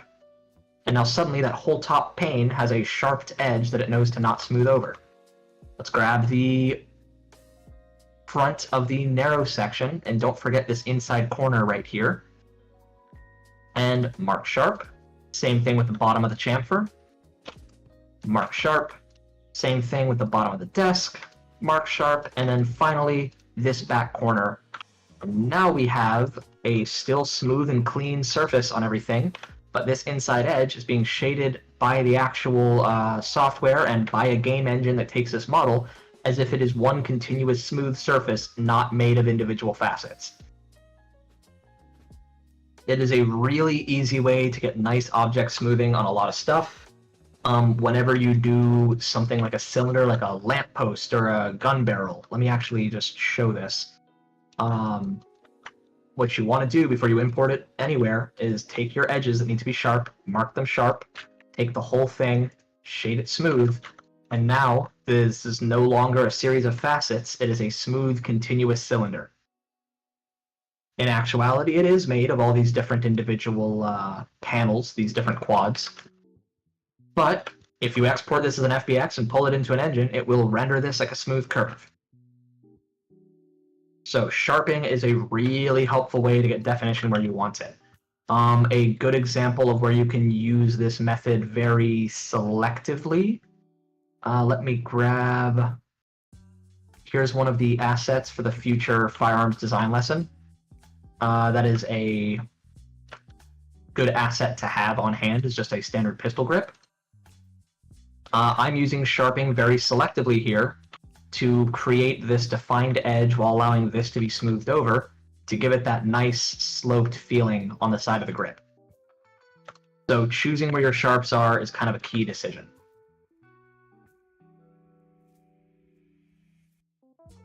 Here, let me go back into this where you can see the sharps. The big thing is don't forget this back corner over here. And don't forget, the easy ones to forget on this would be these two edges right here that need to be sharp as well. Sort of the definition of the beginning of the curvature.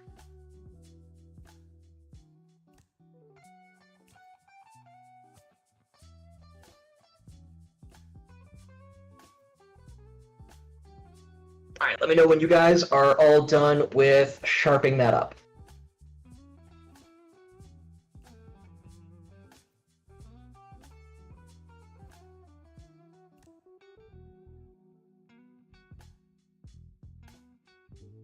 Sharply dressed and sharply marked. Excellent. All right, so now we're going to start working on the legs of the desk.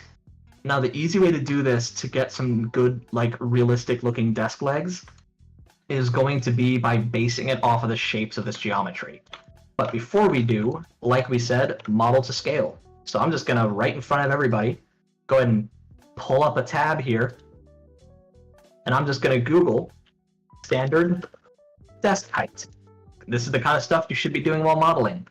Average desk height varies. Most seated desks are between 29 and 30 inches. That's great to know. So what we can do is we can take this model in edit mode. If you'll remember, we did raise it 10 millimeters off of the center. So if you want to drop it by 10 first, that could help. So I did GZ minus 10 and then hit enter to apply. You'll notice that now the top of the desk is sitting at the world origin right there on the flat line. Let's say a 30-inch desk for height. So I'm just going to go G, Z, lift it a little bit, and then in the dialog box, go ahead and type in 30 inches with a little double quote. There you go. There's our desk height, modeled to scale. So now the question is, when we extrude the legs, what do we snap them to so that they're at the actual ground plane of the world? And that's where adding in reference objects becomes a thing. So I'm going to go back out into object mode, Shift A to add a new object. I'm just going to add a plane. This isn't going to be a part of our model at all. It's going to be deleted before we're done. But what this is for is to be a face, some edges, and some vertices that we can snap to when we start extruding these legs down. Really easy way to just go ahead and give yourself a reference object. This is something you could find yourself doing frequently. Whenever I'm working on like a pistol slide that has a weird chamfered angle going across the edge of it, I'll oftentimes make a plane at that angle and use that as a consistent reference for all my geometry to snap to the face of. And then before I'm done with the firearm asset, I'll just delete that plane. It just needs to be there as a reference. Let me know when you guys have your desks the 30 inches off the ground and have a reference plane in place. And then we're going to start some cool stuff.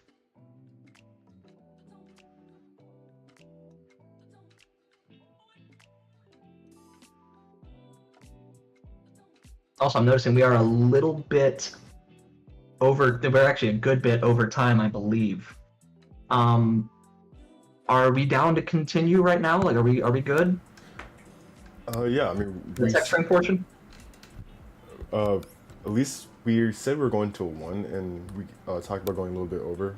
Either way, the VOD will be posted. Okay. Yeah, but I'm down if... I'm super... Like, I'm definitely down to keep teaching. I'm feeling we're getting a lot of progress made here. I'm just making sure that I'm not sort of stepping on the schedule, so to speak. Yeah, for sure. I mean, like, honestly, the biggest thing is I would have to leave at the latest in about 30 minutes so I could, take out my dog and eat. All right, we can finish the model by then.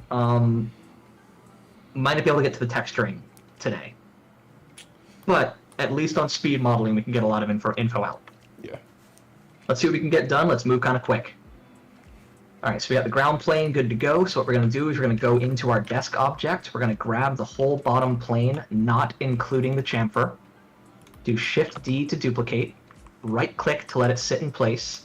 We're going to use P. P is for separation.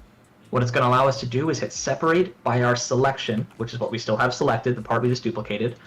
And what that will do is take that duplication we made and make it its own object here in the outliner. It will have the same modifiers as what we duplicated it from, which I'm now realizing I think our center line. Yeah, here, check your center lines. Mine was a little off. Like, make sure it's properly at center. Just G, X, and drag it into center.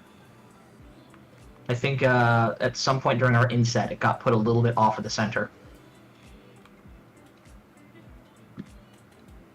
All right, so we have our bottom of the desk here. We're going to use that as a reference. I can go ahead and hide my ground plane for now. You can either click on the eyeball icon of the outliner, or you can click it in the viewport and hit H to hide it. We're going to grab this whole object. We're going to do another inset, this time by 30 millimeters. Just so that we have a good standoff from the edge of the desk. Now, this time we're not going to use boundary to do it across mirror because this is a non-manifold flat face. So if we do take off boundary, it will also not allow us to do it to these edges because there's no other geometry at those edges. So we're just going to go ahead and click that. What we will do is use an edge snapping technique to find our center line on this angled edge right here. So we can grab this inside edge, right-click and subdivide. Grab that vertex and vertex select. Of course, we'll still be moving along the y-axis. Make sure your snapping is set to edge snapping. And then go G, Y, and hover on that angled edge. It will put that vertex in line with this edge, meaning it'll be very easy to merge it out. So just go ahead and merge out your... Actually, sorry, don't merge these ones. Yeah, merge that there. Do another subdivision, G, Y, merge to center. We are trying to create a consistent border around the whole shape, like this. Yeah, absolutely. What's going on? Did you wait? Hold on. I think I'm way off because I have the plane separated. I saw the speech request. Oh. Hold on. Does it work if I do this? Hold on. There we go. Can you hear me? Yep. All right, cool. So wait, hold on. Is that the secondary plane you just worked on? Because I'm trying to do the inset face and I can't do it now. I want to make sure because I kind of got lost there when we sped up. No worries. Here, I'll do it over again. We're going to grab all of it. I for inset 30 to put it in by 3 centimeters. Mm-hmm. We're going to make sure the boundary setting is turned on so it actually does inset. Mm-hmm. Then on our center line, we're going to subdivide it twice.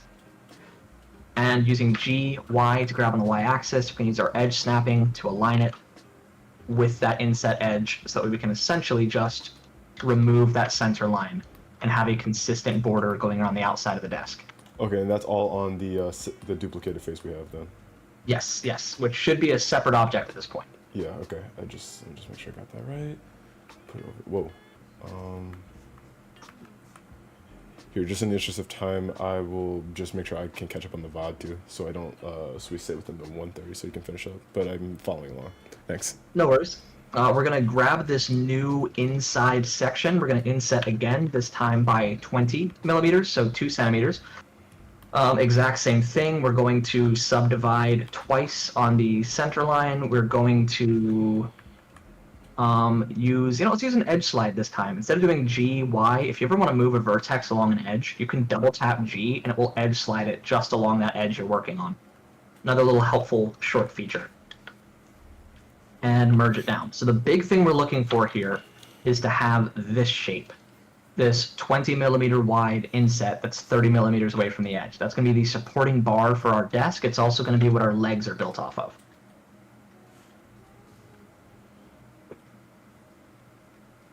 Let me know in the chat when you guys are caught up with that.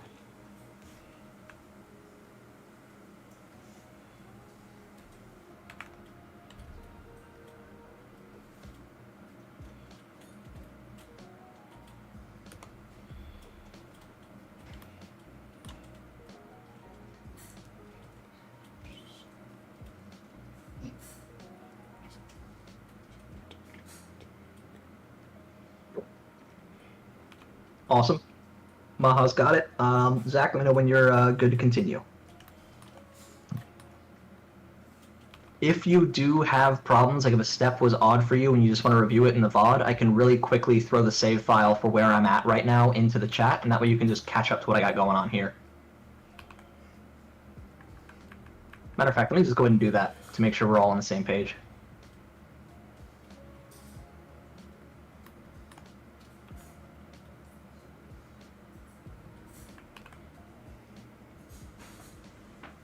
Yeah, thanks, because I got to the double inset, but now I'm just kind of stuck in the part with the, making it aligned with the, main, what's it called? The main mirrored edge. Gotcha. Yeah. Actually, would that be too crazy if you went over that real quick? Because if I, Oh no, it's all good. yeah, because So I'm close to basically what's happening, and the reason we're not just using a simple vertex snap to align it, is that this edge isn't straight. Okay. It's sitting at an angle. And so, let me actually turn clipping off for a second.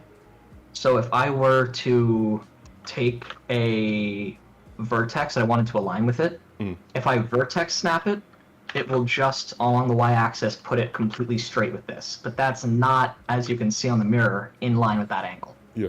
What we instead need to do is, actually went into scripting mode. What we instead need to do is use edge select and snap it to that angled edge, and that way it'll follow the same angle as the edge itself. All right, so I think, okay, that makes sense. I think the part I missed is you subdivided the center edge. Yes. That, Whenever okay, it was, that's what I missed. Yeah, whenever it was in this state here, I subdivided this to get these extra vertices. Okay, yeah, that's what I missed. I'll just grab the save file and continue on. But yeah, okay, at that point then I'm good. All right, so what we're going to do now is we're going to take our 30mm outside border. With the hotkeys we set up earlier, what you should be able to do is whenever you have what's called an edge loop, a series of quads that go in a flow like this, you can grab one of the lines across of them in face select mode and double click it to grab the whole edge loop. Then just X to delete, F for faces. We're also going to go ahead and get rid of these ones in the middle, same way, X to delete, F for faces, where we're just left with this little strip right here, the 30mm from the outside, 20mm across. We're going to treat this as a piece of square tubing, and we're going to extrude it as such, so go ahead and hit A to select all, E to extrude by 20mm, and there you go. We now have a piece of 2cm thick square tubing running underneath the whole desk. Now what you'll notice is our sharps need some updating. This is not quite correct with how it's shading these corners. If that's all right, we can go ahead and grab edge select, grab the edges that need to be sharped. Remember Shift Z to quickly go into wireframe, and right click, mark sharp. Nice piece of bent square tubing that follows that whole side.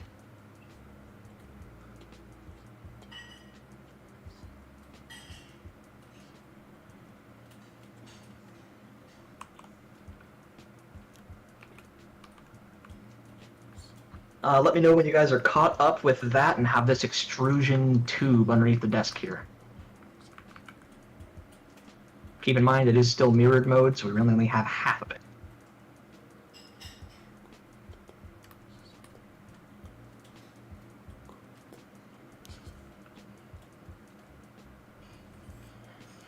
Good thing to know, all of your directions, like 1 for front view, 3 for side view, 7 for top view, if you want to reverse them, just hold Control. So Control 7 is bottom view.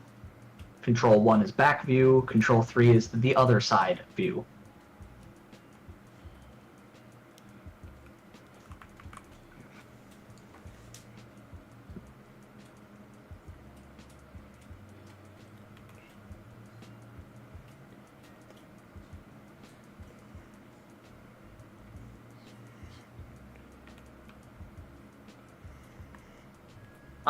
Once again, let me know when you guys have that piece of square tube extruded on the bottom there.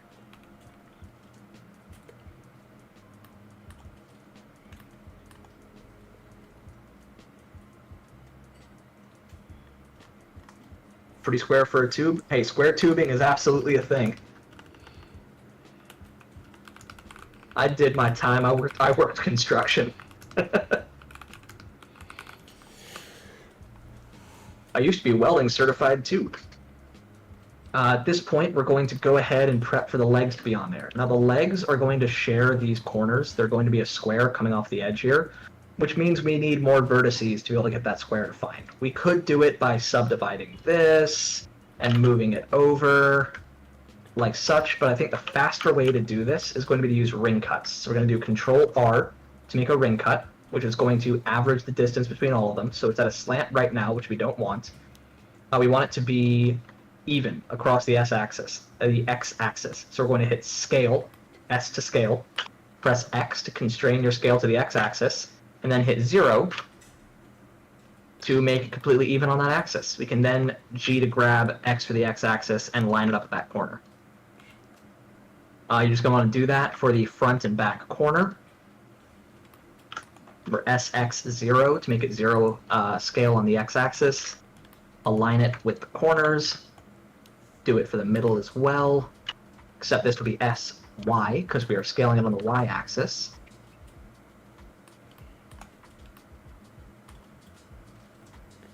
And we now have our corners boxed out with squares.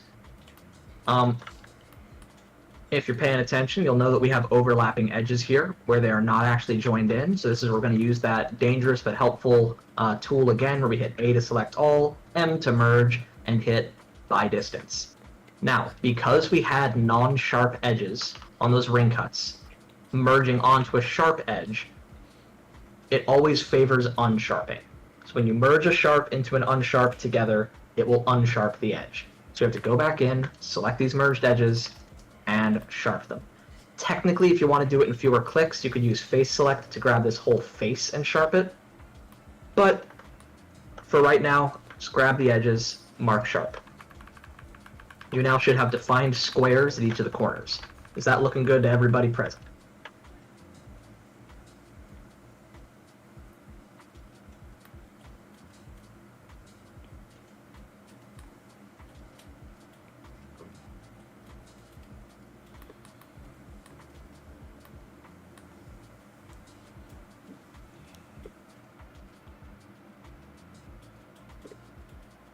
Think it's similar.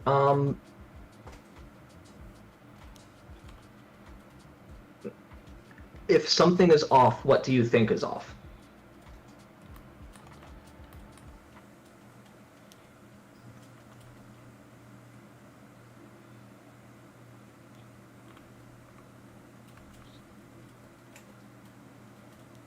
All right, awesome. Yep, go ahead and A to select all, M to merge, select by distance, and then go ahead and resharp those inside edges. Now, technically, to do it in fewer keystrokes, what you could do is you could ring cut, and then just select both ring cuts, SX0, and then move them over to where you have both ring cuts scaled together or moved at the same time. But other ways to achieve the same result. So now it's actually time to extrude these legs. So let's grab our squares here, E to extrude, and we're going to pull them off just a little bit. We don't need them to go all the way to the ground plane yet. We can adjust that later. For now, we just need to go ahead and get some supports laid in.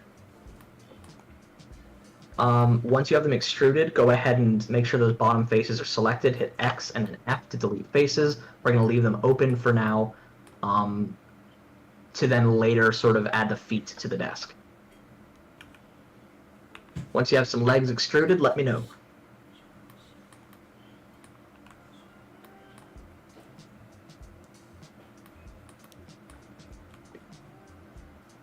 Oh, and if you want to, you can. Fastest way to do this to sharp the legs up would be to go into wireframe mode, so Shift-D, so you could just drag a selection box across all those vertical lines there and sharp them all at once.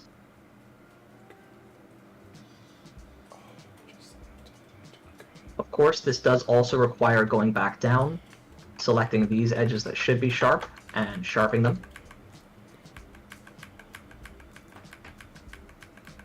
And then we'll do a little bit of topology doctoring before we continue, so just let me know when you guys are ready. Matter of fact, at this point, it could make sense to just hide the top of the desk as well, because we are just working on the tubing for now.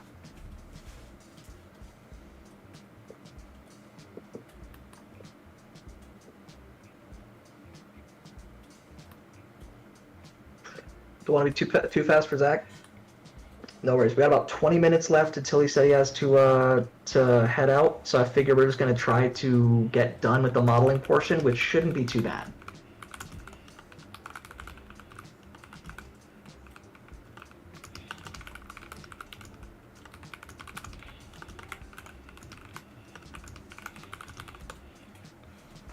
Way behind, but seriously, I'll catch up on the VOD. Don't worry about me. All right, all right. So we have a bunch of geometry in these corners here that just isn't necessary. So we're gonna use that merge at last command. We're gonna grab this, and this vertex that don't need to be here. Grab the center one, M to merge, at last. And now we have nice, clean topology all coming to the center. Go ahead and do that for both corners.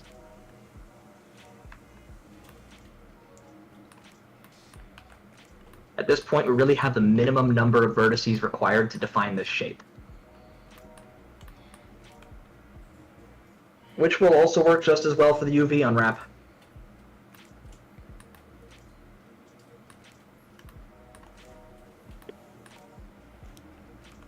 I think we'll do UVs on next lesson and do some texturing then. But we'll get through the modeling portion now, so then between now and then, just work on speed modeling. Just, try to use these techniques, try to think about your keyboard shortcuts, use snapping to reference other objects, to be able to move things quickly. Just practice going fast and accurate. Now, don't worry too much about trying to speed run it at first. The saying is definitely true that slow is smooth and smooth is fast, so don't rush yourself. But keep an eye on, hey, this operation I just did, is there a way to do it that would require fewer keystrokes? That would be a faster way to do this thing I just did.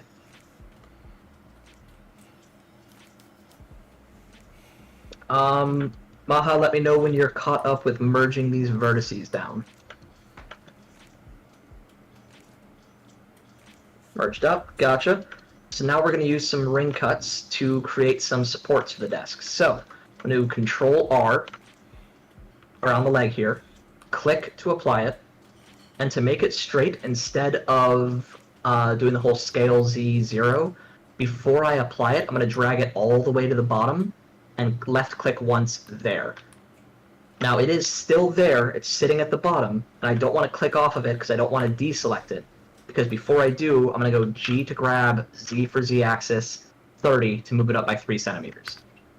And the same thing on this other leg. So Control R for ring cut, click once, slide it down, click again, GZ 30. I'm going to do that one more time, but lift it 20 off of the ring cuts we just made. So ring cut, click, down, GZ 20. And what that's going to do is allow us to bridge another section of square tubing between these two areas.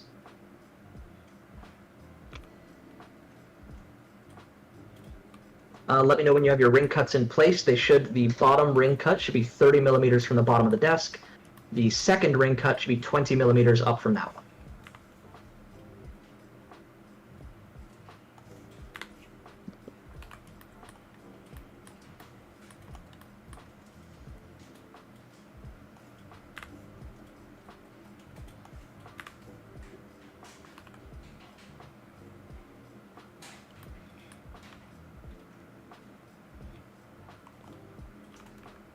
Press E while having the loop cut active and it made it straight from the get-go. Yes, so the E for aligning the ring cut does work, but the way Blender has to interpret that is a little funky, so it works sometimes and not other times, which is really the only reason I didn't mention it.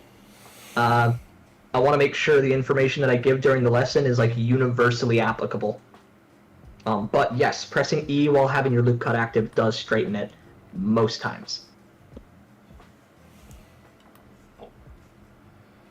It works best in situations where all the edges that are being cut with the loop cut are all facing cleanly down one axis.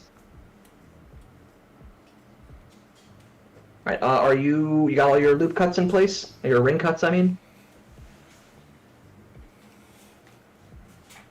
Loop cut and ring cut are both acceptable terms. I'm using ring cut because it starts with the same letter as the keyboard shortcut, and so that's going to help people remember it a little easier. So we're going to go ahead and take these squares that oppose each other that we just made with those rings, and we're going to hit X to delete, F for faces. In edge select, we can then go ahead and start bridging these. Remember, you just select 2 edges with shift clicking. Once you have this bridge done, we can grab one edge of it and hit F to fill, fill, fill. Nice and easy. Fastest way to sharp this would be in wireframe mode, Shift Z to toggle it. Grab all the edges, mark sharp. However, we have edges that need to be unsharped here and sharped here. So, as a little speed running shortcut for you guys, I'm going to go into face select, double click on one of these lines to grab the whole thing, back to edge select, clear sharp to remove these edge sharps, and then I can take just the top and bottom face, edge select, sharp those. The important thing is arriving at the point where you have sharps where the angles are and no sharps where the flats are. Having sharps on an area that should not be sharp, like a flat surface, can sometimes cause some texture shading issues.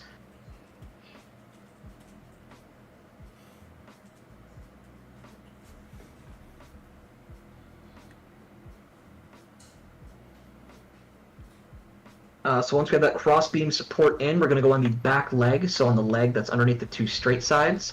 We're going to make another ring cut. And see, look, sometimes sometimes it's weird with how it wants to stabilize it. We're going to lift it 20 millimeters off from the top of our bar so that we can take this face, once again delete, grab all the edges, extrude on x-axis to our center point.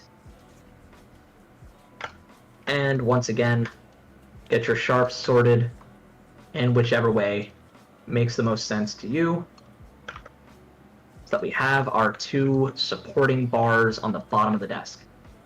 Now this doesn't go to the floor plane, but we're going to drop it to the floor plane. The big thing is we need to put feet on these legs, and it will be a lot easier if we throw the feet on and then align everything down, rather than trying to match it to the floor plane, then move it, add feet, move it again. Might as well model it up here floating in the air, because at some point we can take all of this and just move it wherever we need it to be.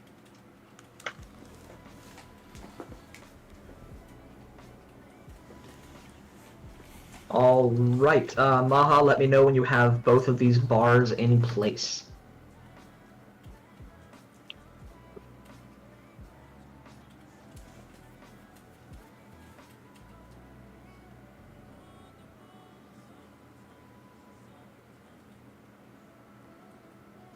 Left a bit of space between the back one and the side one, because I like that look more. Absolutely.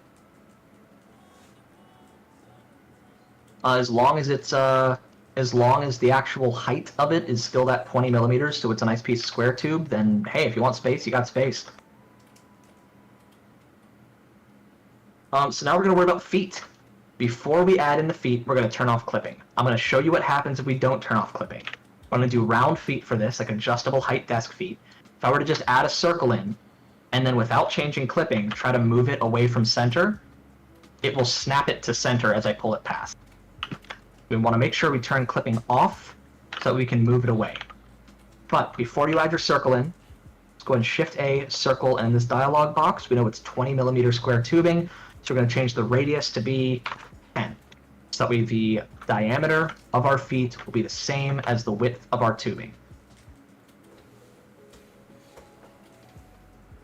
Once we have our 10 millimeter radius circle here, which, you know what, if you still have the dialog box open, this is going to be a small enough part. Let's reduce the vertex count. Bring it down to 16 instead of 32.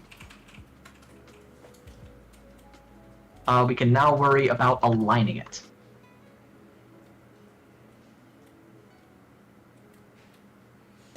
So I'm going to go 7 for top view, Shift C to go into wireframe, and I'm just going to start moving this close to where I know I want it to be. Once I have it close, I can use the actual axis grabbing and my edge snapping to put it in place. So GX to move it on the x-axis, G, Y to move it on the Y-axis, and snap it in place right below that leg. Now, it's on the ground plane. That is just alright. So, let me know when you have a circle of this size beneath the leg, and we can worry about actually modeling the foot.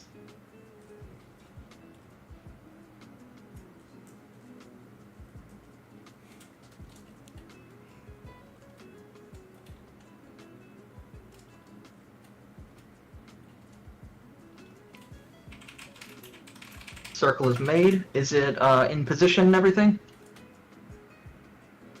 Which, since we're focusing on this small object, now's a great time to use that numpad period or the view frame selected to get in on the circle and not have the whole desk view messing with what you're trying to look at.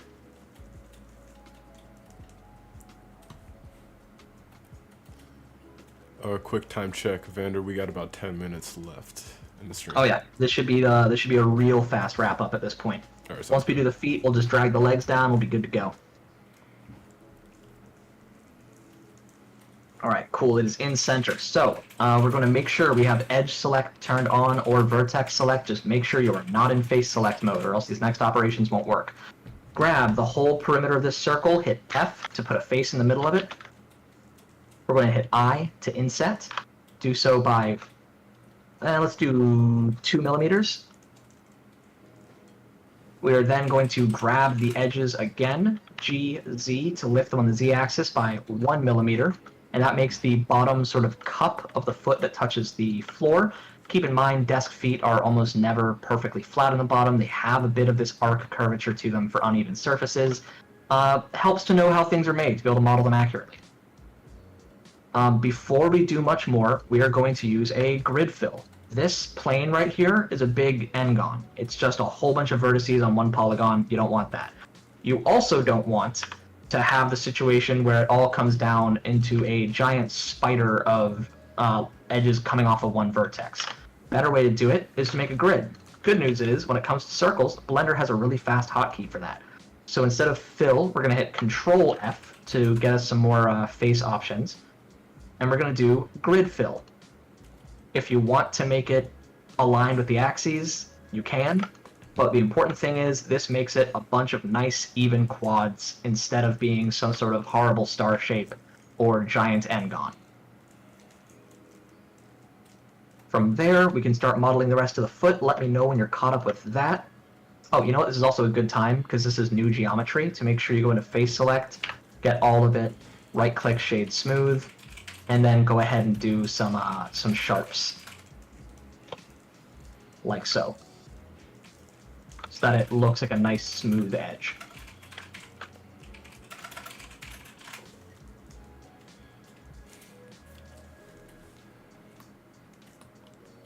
Foot is made. Awesome. So we're going to take that outside edge, E to extrude, Z for the Z-axis. Let's do 2 millimeters up to make sort of an edge wall. I want to make the sort of cap to this foot be half of the size of its outer diameter. Easy way to do that would be to do Shift D to duplicate this edge, right click to drop it in place, S to scale, 0.5, enter. And now I have a circle half the size, which we can then take two edges opposing, F to fill between them, and keep tapping F or hold it down to make the whole ring.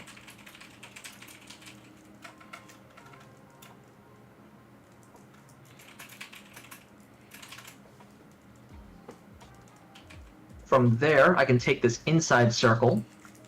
I'm going to extrude it on the Z-axis, so E, Z, by about another 2 millimeters.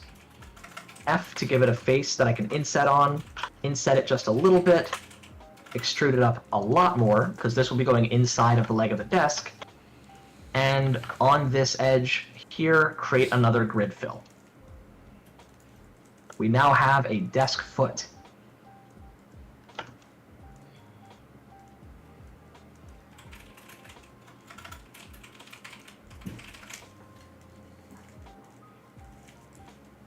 Once you have your foot, you should be able to hit A to select. Actually, you don't want to do select all because it's in the same object as the desk. You want to go into wireframe, drag over all of it to grab the whole foot. Shift D to duplicate, Y for Y-axis, and just drag it away a little bit. From then, we can use 7 to go into top view, and use G on the Y-axis, so grab Y, to align this foot with this edge of the desk. Now we're having a little bit of an issue here getting it to line up to this edge. And part of the reason of that is that the edge we're lining it up to is closer to this circle than it is to the big one. So it's referencing this one for its snapping. One way we can fix that is by just dragging this down. Now, we should be able to align to the closest edge to it. I guess let's put it at the same level as one of those top edges there.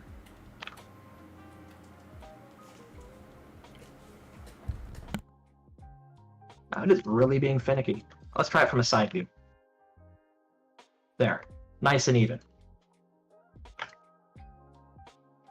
Of course, you can grab this leg edge, get it back in line with the rest of the table so that our legs distance from the support bar is the same, and position the feet below it. At this point would be a good time to sharp and fill the bottoms of these legs. And from there, completing it is as simple as grabbing all of these vertices and dragging it downwards on the Z-axis to wherever you feel looks good for the desk feet.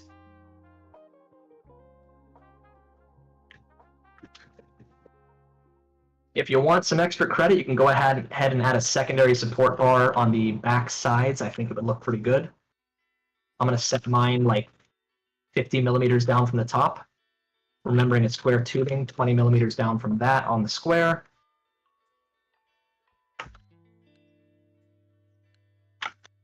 And, turn clipping back on so it sticks at center. Setting my sharps how they need to be.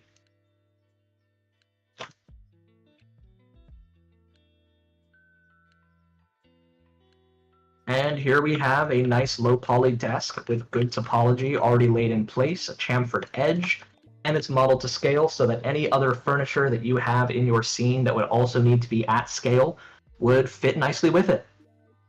I'd say for the speed modeling section, that's about it. After this, we'd be moving into doing seam lines for UV unwrapping and texturing techniques. But no time for that today. Do you want to give us a wrap up, Zach?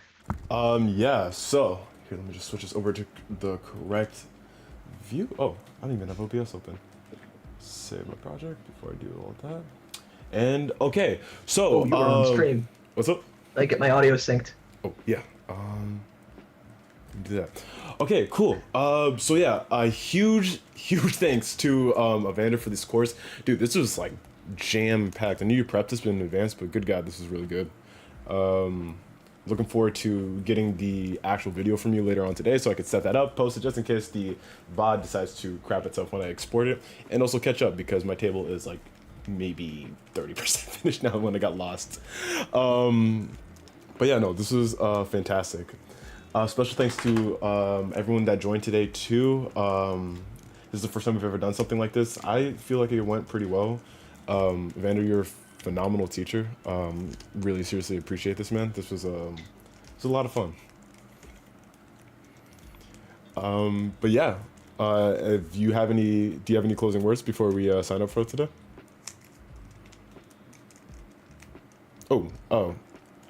Let's see. Sorry, I have a bit of a delay from you talking because I'm watching you on stream. Oh, you're all good. You're all good. All right. Any closing words? Model every day. No excuse not to render something simple. Make yourself a desktop background if you want to. I believe the default Blender camera size is already 1920 by 1080 for exports. Just practice. Practice makes progress. Every little thing you do will make you better. Every time you repeat a process will make you remember it more. That's the best advice I can give. All right, I couldn't think of a better way to end this. All right, guys, so today is Friday, so this will be the last stream of the week. I will see you again Monday. If you haven't already joined the server, join the server. If you like what you saw today, share it with your friends because we will be having the next part of the course, announced when that happens. But again, I hope you guys had a great time today. Take this knowledge with you, move on to do your own things with said knowledge. Not just making desks, but now you know how to do a lot of stuff. And oh, we just got a follow. Let me just make sure. Hey, Mahahuelo, thank you for the follow and welcome to the think tank. Can think of another better way to end the stream. Again, guys, thank you again for over 100 subs on YouTube and 100 followers on Twitch, and thank you for joining us today.